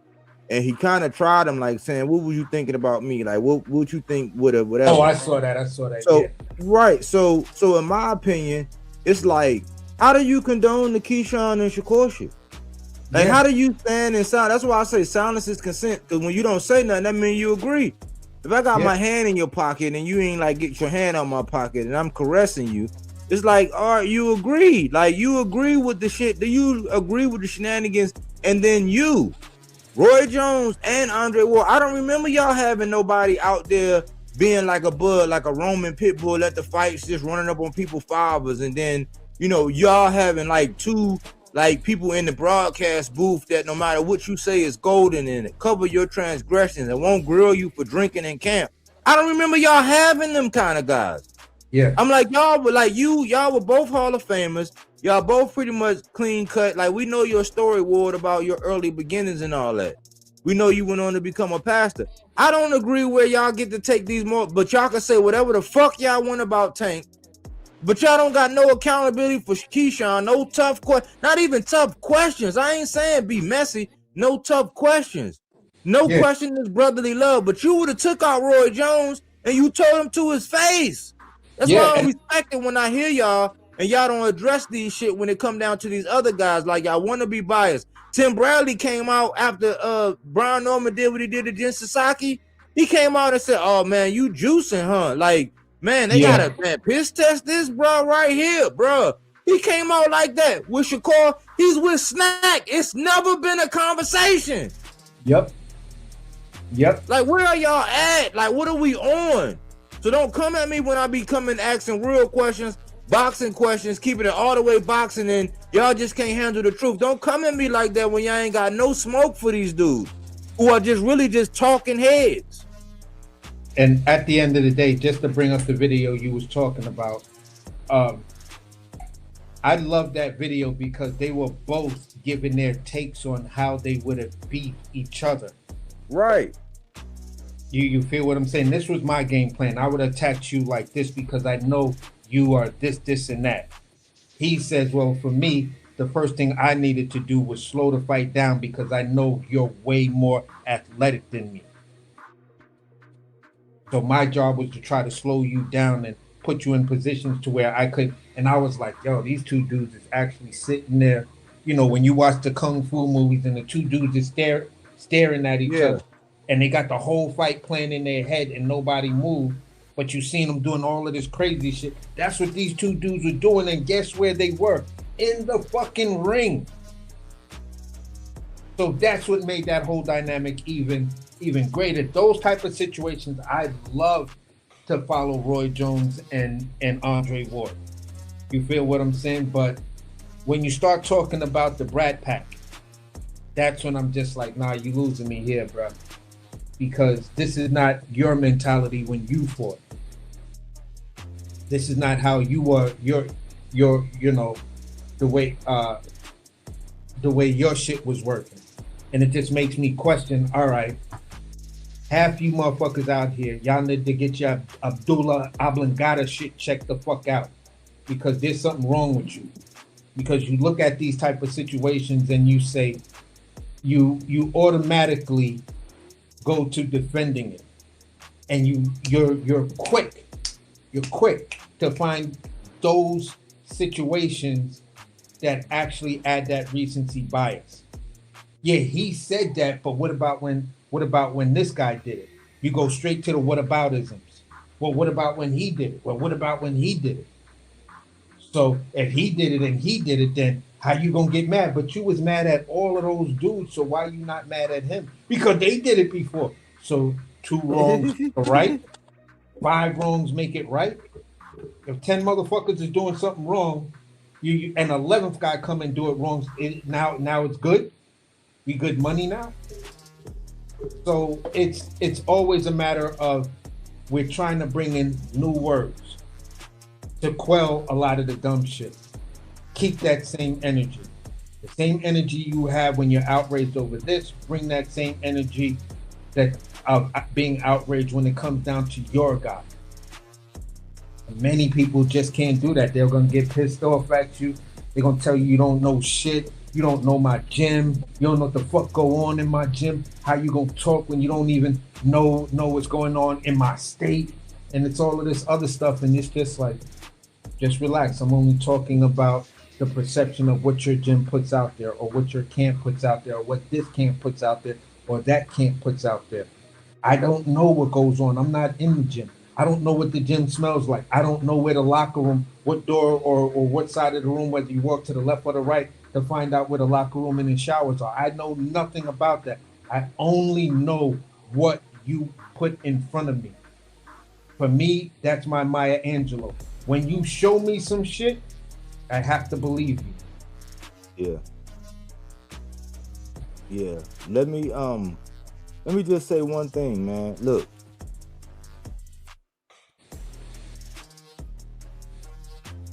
Like I'm getting ready to get a piece from a fighter that, like, one of my young up and comings, man. I'm getting ready to support his merch and get one.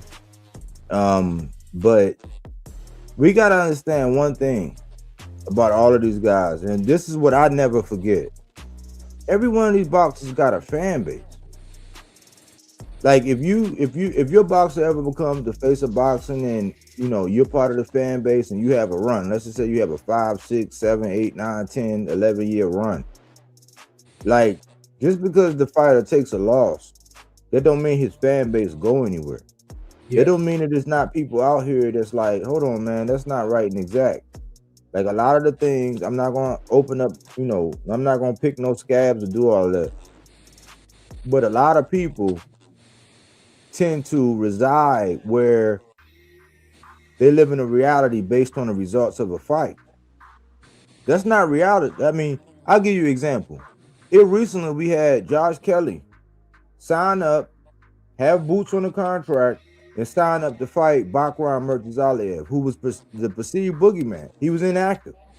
Josh Kelly went in there and he boxed his ass off. He don't get counted because he got knocked down. They didn't count it. It's controversial.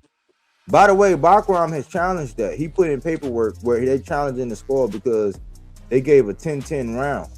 Yeah. In a round that Bakram clearly won. So that we got to look out for the legalities of that. But I wasn't, nevertheless, Josh Kelly went in there and beat up Bakram.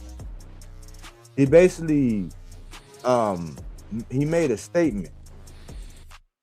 After that, he comes out, he changes what the plans were. Boots is left sitting by the dock of the bay. You know what I'm saying? And we don't know what's going to happen with that. But now people are choosing to call Josh Kelly a duck.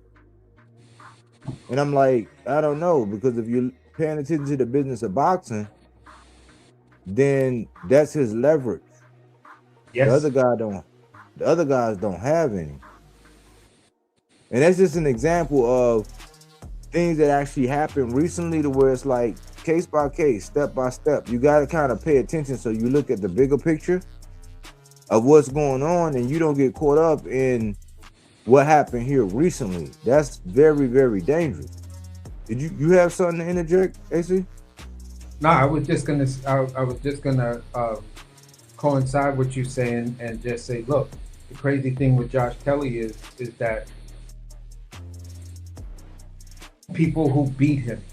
Now, anybody who's looking at undisputed gonna have to fight Josh Kelly because y'all was all worried about the 10-pound rehydration when it was Baccarat. So everybody was just willing to fight within the confines of their sanctioning bodies. Xander and Abbas was the first ones to say, okay, we got our belts. We're looking at the landscape. The best fight, the most profitable fight for us right now is for us to go at each other. Yes, it's pretty premature in the way boxing move today, but that's the move we're going to take. I was impressed with Xander's performance and stuff like that. I have no problems with Xander's performance, and he's now got 2 belts. But the leverage still resides in the IBF champion. Because if you want my belt to now be a 3-division guy, your promotion's gonna have to entertain me somewhat. I'm not gonna duck the fight, but they're gonna have to entertain me, make me feel good, make me want to get up to actually get this fight going. And I know my guy Eddie's gonna make sure that happens because we have the network. Unfortunately, you don't. So you got the hardware, but we got the network. Our network trumps your hardware. So make me an offer that makes me happy. Make me want to get up out of my bed to come fight you. Mm-hmm. And that's where Josh Kelly is. And Eddie Hearn knows that. He knows that. Because if I know it, Eddie Hearn knows it. You feel what I'm saying? That's his bread and butter. That's what he do. Me, I just sit in my little office and, I talk shit, do some research, but at the end of the day, I try to let my opinion be fact-based on the current current events that have been revealed to me. So that's where I'm at with it, and I'll just land it right there. Yeah, I was trying to land my plane on the fact that, man, fan bases don't go anywhere. I mean, you think because Josh Kelly beat Baccarat that he don't no longer have a fan base? It's still a fan base. It's still some people that say, "Oh, damn, man, he caught you when you was inactive. The judge, it was a little fuzzy. Let me see it again." Like, why not? But I'm saying that because in recency bias, man, it's like what CJ said. CJ, let me put this up here. My man, 50 grand. CJ Boxing and BS. Subscribe to his channel if you haven't. Title was out of pocket with the looking emoji. Salute CJ. I'm not sure how the title was out of pocket, but for everybody out here, you know what I'm saying, that's on their recency bias shit because they seen Shakur do something to T.O. that now all of a sudden, like, your pound for pound list don't got Tank. Now, this is not the first time. But I noticed that, man, it's a lot of talking heads out here with recency bias, and they really don't know what the fuck they talking about when it come down to boxing. And I use their own logic against them. Because belts don't matter, but they do, because that's predicated upon, like, who's the champ, who's deemed as what. Like, yeah, big fights are big fights, but, like, if you undo and undress the system, it's going to be like the Wild Wild West, which that's where we're headed. Where you can pick and choose when the belt matter and when it don't. When you're going to honor the sanction fees, when it don't. Like, when the sanctioning bodies who sanction the fights. I don't know, if you might have to look up the word sanction. Like, define sanction. I sanction you. man and wife. I sanction you. Like, I mean, I don't. I mean, what do we be talking about? I don't understand. But all I know is that, look, man, that Tank fan base, he got a real fan base. And a lot of people showing their true color, talking about now, and they think Shakur would do. I'm like, that mean you don't know shit about boxing. It ain't shit. Shakur didn't show me shit in that fight that let me know that a fight between him and Tank gonna be any different. I don't know. T.O.'s a orthodox fighter. T.O. didn't show up. T.O. got beat by a front foot placement and a jab. I ain't never seen Tank get beat by, like, come on, man. Recency bias, but we ain't gone nowhere. I don't know. Like, people popping up. If you didn't have T.O. Fimo list on the list at all, how the fuck is Shakur #1 pound for pound after beating him? And he was a +2. T.O. was a +250. That means whatever you put down, they was gonna give you 2.5 back. Like, people be talking about the odds when Tank go into his fights, but we've seen him with physical disadvantages. We've seen it where it's like, damn, if we were looking, we were just out in the street saying, man, I'm about to see this motherfucker fight this motherfucker. You would be looking and goosenecking like, damn, how the fuck is that gonna work? Yeah. When you line up against him and Mario Barrios, now you see Mario Barrios lined up with Ryan Garcia, and you like, shit, Mario Barrios, look at Mario Barrios. He don't get no credit, but that's the champ up there who Ryan get ready to fight. He stopped them both. Shakur ain't got a motherfucker on his resume that went up, let alone controlling the whole welterweight division, and did shit. He had the physical advantage over everybody he fought, and that's one of my criteria. That's why I was knocking Devin. That's why I was knocking Boots. That's why I be knocking Shakur now. You got the height, the width, the width, the length, the depth, better coach, better experience, more amateur. If you got all the advantages, what the fuck am I looking at? You can't be #1 like that. So I'm just saying, man, recency bias is something else, man. Don't get led by the nose by your favorite content creator. And just today, we saw who true Tank. I've been trying to tell y'all who the true Tank fans is. Let this legal shit boil over so we get a firm handle on what happened, and then we can judge. But shit that happened outside the ring, because I don't remember Mike Tyson not being Mike Tyson because he went and did a little stint. Tank ain't did no stint. That still wouldn't stop Mike Tyson from going in and digging in your shit. Yep. So I don't know who y'all think Tank is, but for him not to be not to be pound for pound at all, y'all look like Tyrone Biggins out here. And I'm gonna drop it like that, man. That's all I got, man. You could bring us home, bro, but that's all I got. Well, to bring it home, it still says this. It says this to me. Canelo got stripped. No outrage. They was more pissed off that the fact that Canelo getting stripped might fuck up the Bud fight. Usyk getting stripped, there was really no outrage. It was more of that fight may fuck up the rematch between no, he already had Fort Fury, but it may fuck up the rematch with him and Dubois or whoever. So the level of outrage of those guys being stripped because it was the IBF. We accept the fact that the IBF has a rotation. They give you clear-cut timeline in their bylaws of how that company works, and saying, listen, you either gonna fight twice a year, every 6 months, or we'll give you carte blanche to make big fights every 9 months. So within a 9-month period. But you're going to fight under our belt for a year. So then you hear, well, if that's the case, why wasn't they doing that with Errol Spence? Because Errol Spence covered his mandatory. And after that, he went on a belt run, according to their own rules.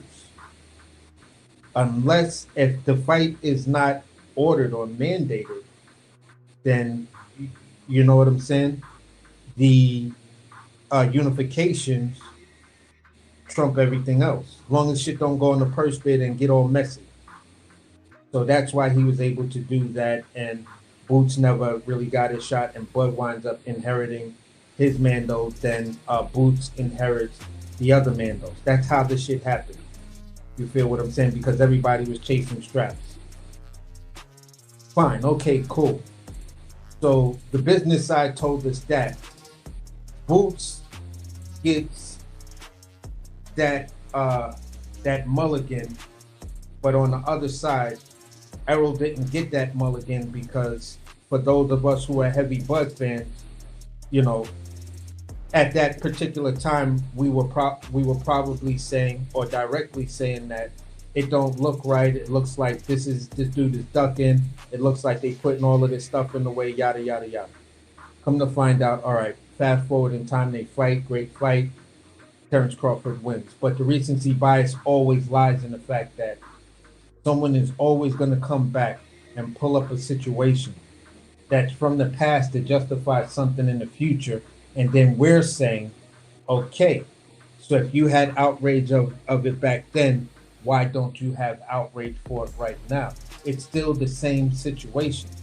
Keep it consistent. You know what I'm saying?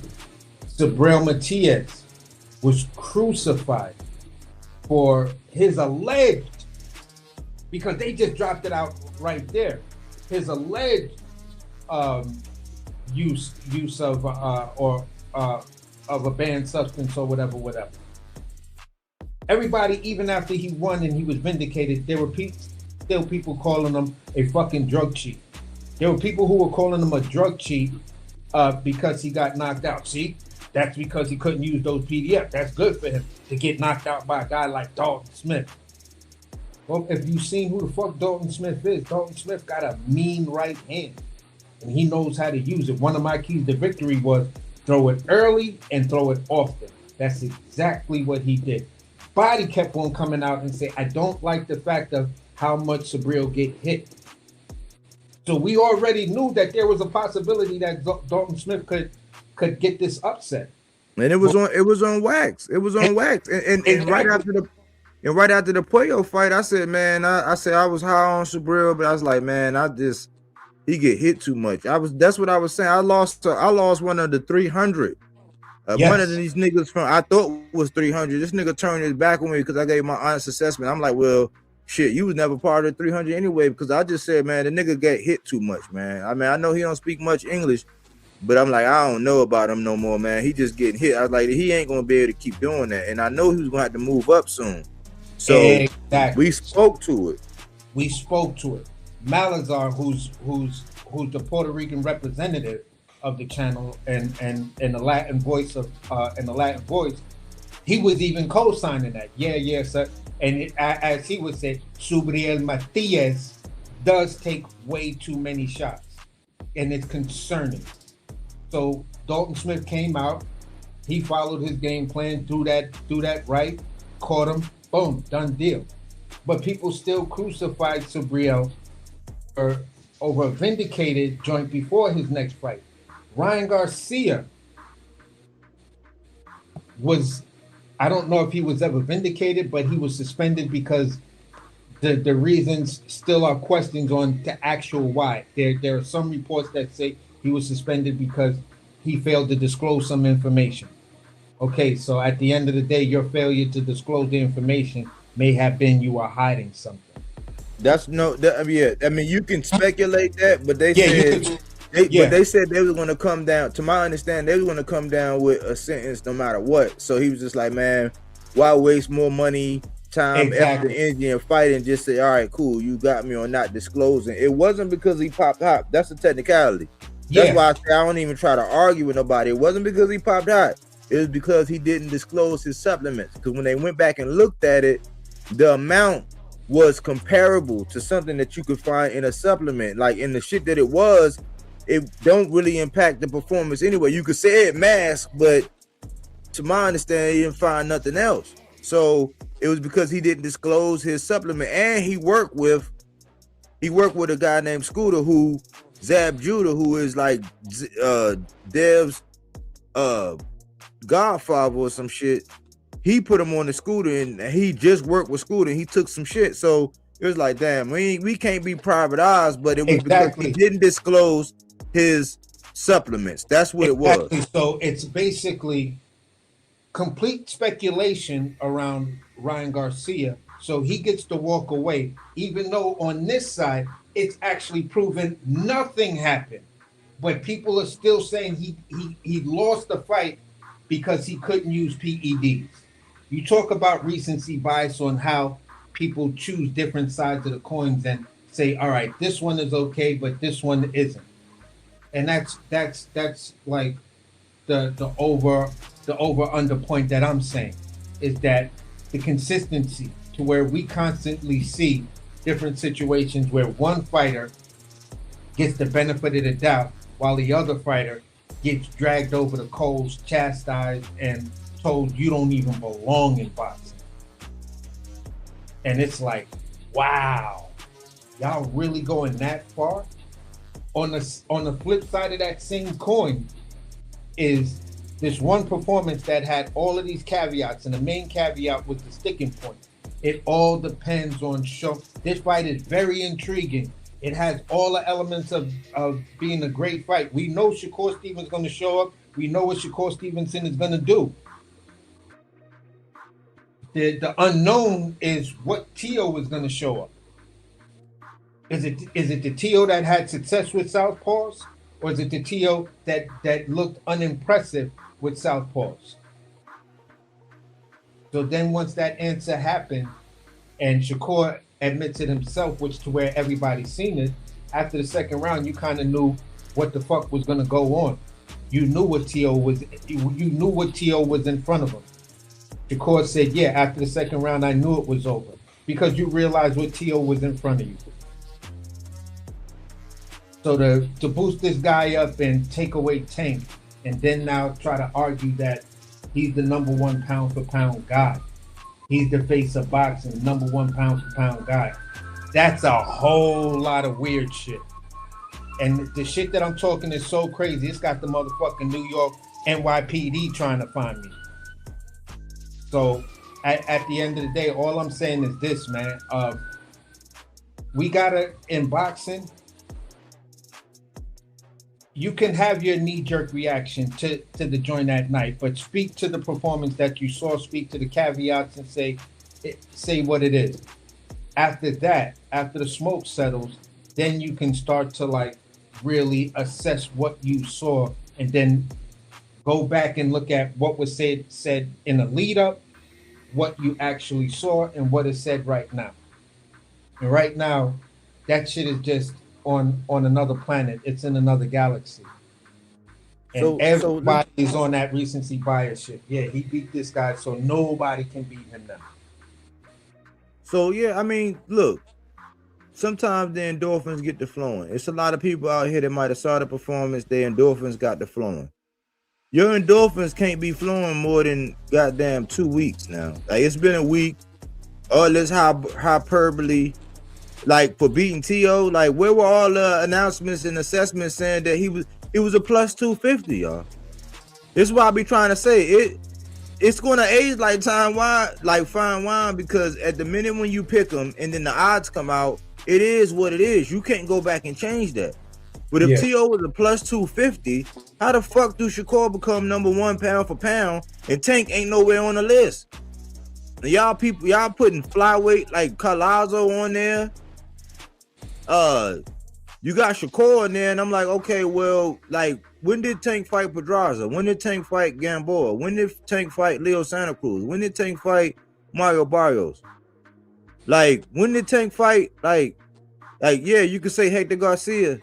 Like, I mean, when we look at, like, accolade, like, because if you really want to talk about accolades, how many champions did Tank fight? How many champions did Shakur fight? What did he do to a slick southpaw recently? Like, what the fuck? When did Tank fight a motherfucking electrician and get credit for a stoppage on a 3-day notice?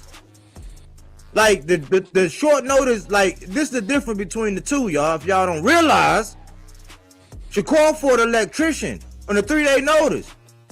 Tank fought Pitbull when he was supposed to be fighting Rolly on like a 2-week notice. The fuck we talking about? Like, I don't know what we talking about, y'all. Like, One guy get to say that's my BFF, and yeah, that's my cousin, and yeah, he on the extended friend family network. We talking about Keyshawn, Richardson Hitchens, Ray Ford. Tank is a tank. He by himself. It ain't nobody that I heard. Abdullah Mason the same way. What the fuck is we talking about? When it was Tank, he had to fight everybody. But this motherfucker get to say, oh, I got a BFF, I got a cousin, I got a god uncle, a super nephew. Me and Devin, we good now. Who the fuck is that for him to fight? Yeah. Nobody. So I'm trying to understand, who did he beat and what did y'all see where now all of a sudden, because what Shakur did, because last time I checked, what you eat don't make me shit. What you drink don't make me piss. What you earn don't pay my rent. What are we talking about? Like, y'all gotta respect the shooter, bro, because we just had a melee with DHP. There was no news. Yet Tank on the run. And you don't got no clue as far as the lawsuit. Y'all won't even give him the benefit of the doubt for that. Now Roy Jones saying, yeah, he got Shakur beating Tank. Based on what? Roy? But y'all let him get away with that. And what are we talking about? Like, this is recency bias at its finest. So y'all can keep singing everybody glowing praise, and y'all can keep turning the blind eye, and y'all keep saying what y'all saying because y'all want to virtue signal and let everybody know that, yeah, I'm really not biased. But you biased shit. Anybody that came out here after seeing that performance saying that Shakur got a better chance at beating Tank, y'all know what y'all can do. You don't know shit about boxing. You just trying to play politics, and you ain't a real Tank fan. You know what I'm saying? These be the same ones that be crying saying, oh yeah, when I was at my lowest moment, when I was going through they turn. We just seen this shit with with Keyshawn. Everybody like, oh man, nah, he found Christ, he did this, he was going through. See, y'all give him mulligan on mental health. Y'all ain't even got all the facts about Tank, and y'all done knocked him off the pound for pound list. Knock it off. Knock it off, man. I just had to go off on this, man, and let everybody know that, like, I don't know what y'all smoking. I don't care how much the Boxing Association writers, I don't care how much your favorite content creator will come out and be like, oh man, anything about Tank, they posting it, but anything about Devin, no, that's TMZ. I don't give a fuck how they leading y'all by the nose. Fact is fact and real is real. It ain't shit that Shakur did this past week against a flat ass T.O. who got beat by front foot placement and a jab that'll tell you that based on that performance, yeah, all of a sudden, no doubt, Shakur can beat Tank. Y'all don't know shit about boxing. I'm going all night, you know what I'm saying? But that's all I really got. Yeah, I mean, for me, I'm gonna land it right here. The talk of Shakur being, Thundar of the Thundercats, He-Man of the He-Man cartoons, where he's like, I have the power and Sword of Omen, give me sight beyond. I mean, it's like, stop it. The guy, he beat the man that was in front of him. Was that the fighter we was talking about? Was that the fighter that, some of his trainers was like, if he goes in there and he does what he's supposed to do, they just don't see him winning and stuff like that.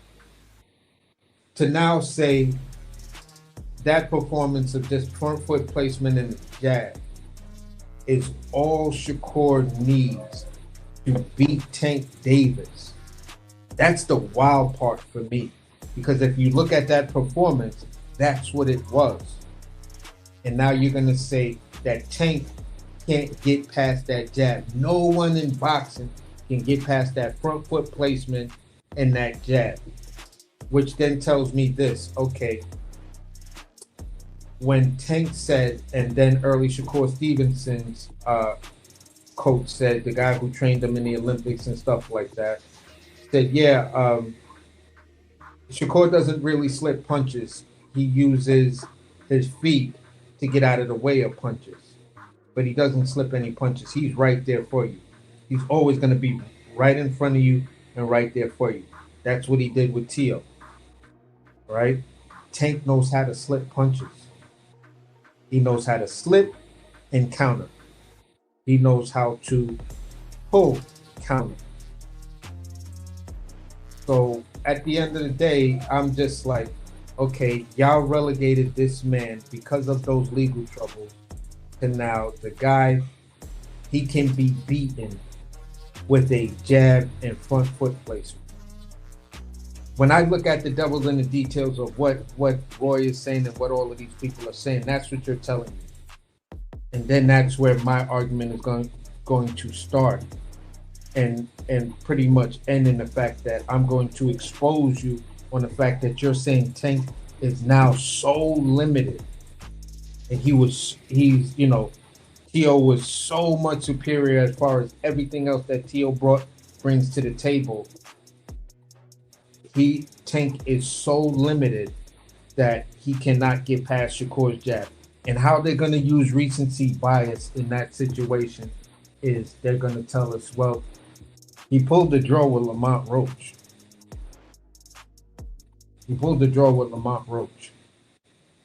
And he took the knee.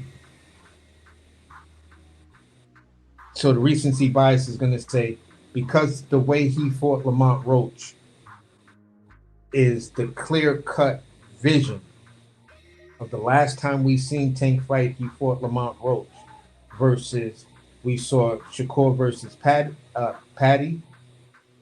the electrician solar panel installers guy, versus what he did with Artunium or Artem. I don't know how people want to pronounce his name, versus what he did with Tank. Versus what he did with Tio. All three of those fights are going to culminate to the recency bias of why Tank can't get past Shakur's jab. And the more and more they stay on that train, the more and more they're going to talk about that. They're going to bring up those fights and be like, well, activity and this and that and that and that and that. So you automatically know where they're going to go. For me, I know where you're going to go because I don't need you to tell me anything. I'm just watching your actions and I'm listening to what you already saying, and I can pretty much predict where you're going to start to take the conversation and how you're going to start to justify it. So with that being said, I know what's coming. I'm not about to get all bent out of shape and, go all crazy with people. I'm just going to say what I have to say, and when these guys get all in their feelings and get all emotional and shit and tell me I don't know what the fuck I'm talking about and everything else. And I'm like, I don't know what I'm talking about, but I'm telling you something definitive and you cannot dispute one of my points. But I'm fucking, every time you open your mouth and you have your mother buy you a new ball, I'm taking that shit from you and I keep kicking it over the fucking fence. So it is what it is. It is what it is. So, we just deal with it like that. Yeah, man, I appreciate you coming through, man. I'm gonna say this, man. We gotta be more respectful of people in their fan bases, man. I remind you, in 2023, we in 2026. In 2023, Errol Spence took the most devastating loss he's ever had. His fan base ain't go nowhere.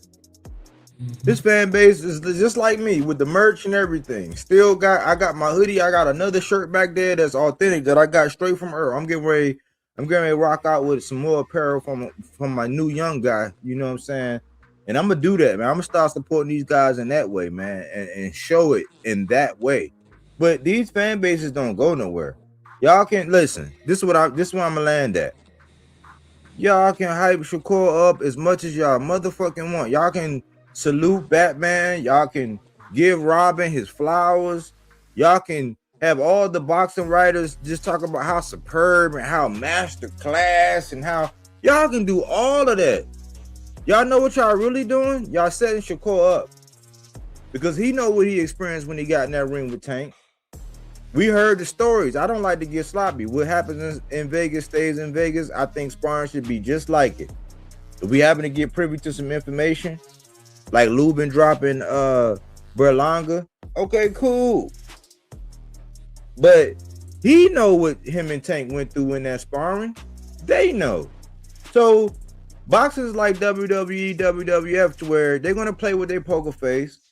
Everybody's playing a role. But like Bernard Hopkins, when you get in that ring, that's your lie detector. Fluff him up, puff him up, tell him he the best thing since sliced bread. Tell him that there's nobody else, blah, blah, blah. Even though him and Bivol are two sides of the same coin, except for Bivol get busy on offense. It's different. That's why he will get the edge. You know what I'm saying? I heard somebody say that he ain't even pound for pound, and Shakur need to be above him. I'm like, who did he lose to? Beterbiev, who was already pound for pound. Where was Teofimo Lopez on the pound for pound list when Shakur fight him? He was number 7 on my list, but where was he at on everybody else's list? We fast forward to today where Tank ain't on that list. Y'all keep pumping Shakur head up, and guess what? Tank gonna come through and fuck his whole world up. Yes, inactivity will be a factor. We seen it with Murtaza. We see it with everybody. But that's why I'm trying to tell Boots, go ahead and jump on Jermell Charlo right now while inactivity is on your side. Even though I got Jermell. That's my guy. Fan base ain't went nowhere. I'm just waiting to see my guy come back out. So inactivity will be something when it come down to Tank, but Tank is smarter than that. I don't know if Tank could take that coming right back, but if he do, I got Tank. If he don't, I got Tank. Either way, I got Tank. It ain't shit that Shakur showed me that gonna let me know that a southpaw and Tank that could bang, box, do whatever the fuck he want in that ring, that Shakur got anything for him based on that performance. Keep gassing him up. You're gonna get him fucked up. And that I'm gonna drop it on that. That's all I got, man. Like all this recency bias, all these glowing praises, all these dick jumping, like tonsil jewelry displaying, knee pad wearing, throat coat spraying, reach around extending motherfuckers out here. I don't know you. And you're not Tank fans. You just showed your true colors. Thanks. You're a Shakur fan. Just like when Bud was going up against Earl and everybody jump ship and all this and all that. You the same way. You do this with everybody else. Like, stop being like that. Ride for your guy. I got Tank. That's all I'm gonna say. It ain't nothing in the media and ain't no video until they get in the ring unless something crazy happen. Like we caught Tank smoking crack or we caught him behind an alleyway doing something strange for a piece of change. I got Tank. You know what I'm saying? That's it. Like, I don't give a fuck if it's Ward, Bradley, Keyshawn, Batman, Robin, the Joker, the Avengers, Bud. I don't give a fuck. It ain't nothing that happened in that ring that's gonna convince me otherwise until they see each other. And that's how y'all need to be. Because ain't shit going on but the rent and what people putting out in the media, and who controls the printed page controls the thinking of this age. That's all I got, man. Yeah, for sure. For sure. I appreciate you, AC, man, as always, man. Excellent co-pilot, man. You be dropping bars. Them playbacks be fire. You know what I'm saying? Support AC, man. Super chat AC. He's consistent. He on time. You know what I'm saying? Like one of the best wingman you can have. He's smart. You know what I'm saying? He take his time. He can agree. You know what I'm saying? He ain't always a yes man. Like he opposed, like a consummate professional, and he know the business. So salute AC, man. I don't think he get enough credit. I don't think Melazar get enough credit, man. We the 300. Not here to be the most popular. We here to drop them fruits and veggies, not that Reggie, that fact-based content, not opinion-based, but we got plenty of them. We just back it with facts. If you want to see either one of us, anybody that's on the panel, or you got some smoke, holler at us. We can arrange it. Don't be a stranger. Yeah, for sure. I'm out, AC. Yeah, same here, bro. On to the next one. All right, man. I appreciate y'all, man. Like, comment, support the channel, man. We always be setting goals, man. It's heart-wrenching to me to see people. I do my shit at night. People get up in the morning and do my whole shit, and they get hundreds of dollars. You know what I'm saying? So I'm not begging. I'm just saying, man, if you're going to support the carbon copy, support the original. You know what I'm saying? Like, comment, subscribe, super chat, donate to the channel. We are monetized. Yeah, I don't know if I had enough rants to where this one won't be monetized, but I got to speak my mind, man. I don't give a fuck about anybody that disagree because I always have an open link. I will never mute you. I think I've demonstrated it. I haven't had to mute anybody. The only party I had to remove was because somebody was about to get the channel banned for using too much profanity.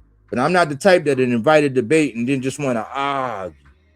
I don't want to argue. I'm just going to kick your ball all over the fence. That's all I'm going to do, man. Back up off Tank, man. Let this man do his time. Like, let him get over whatever he got going on and resume judgment after that. Until that, I don't want to hear shit about what y'all got to say about what Shakur going to do and how this and how that, because the crazy part is, y'all, Shakur don't feel the same way y'all feel. Just let me get a little bit more of that recency bias. Thanks for choosing Bodywork Boxing. But we don't take things for face value. We do that body work. He didn't want to box. He wanted to actually prove that he could punch with you. He was like, what the fuck is this nigga, right? Oh, okay, you want to go to sleep. You tired. Welcome to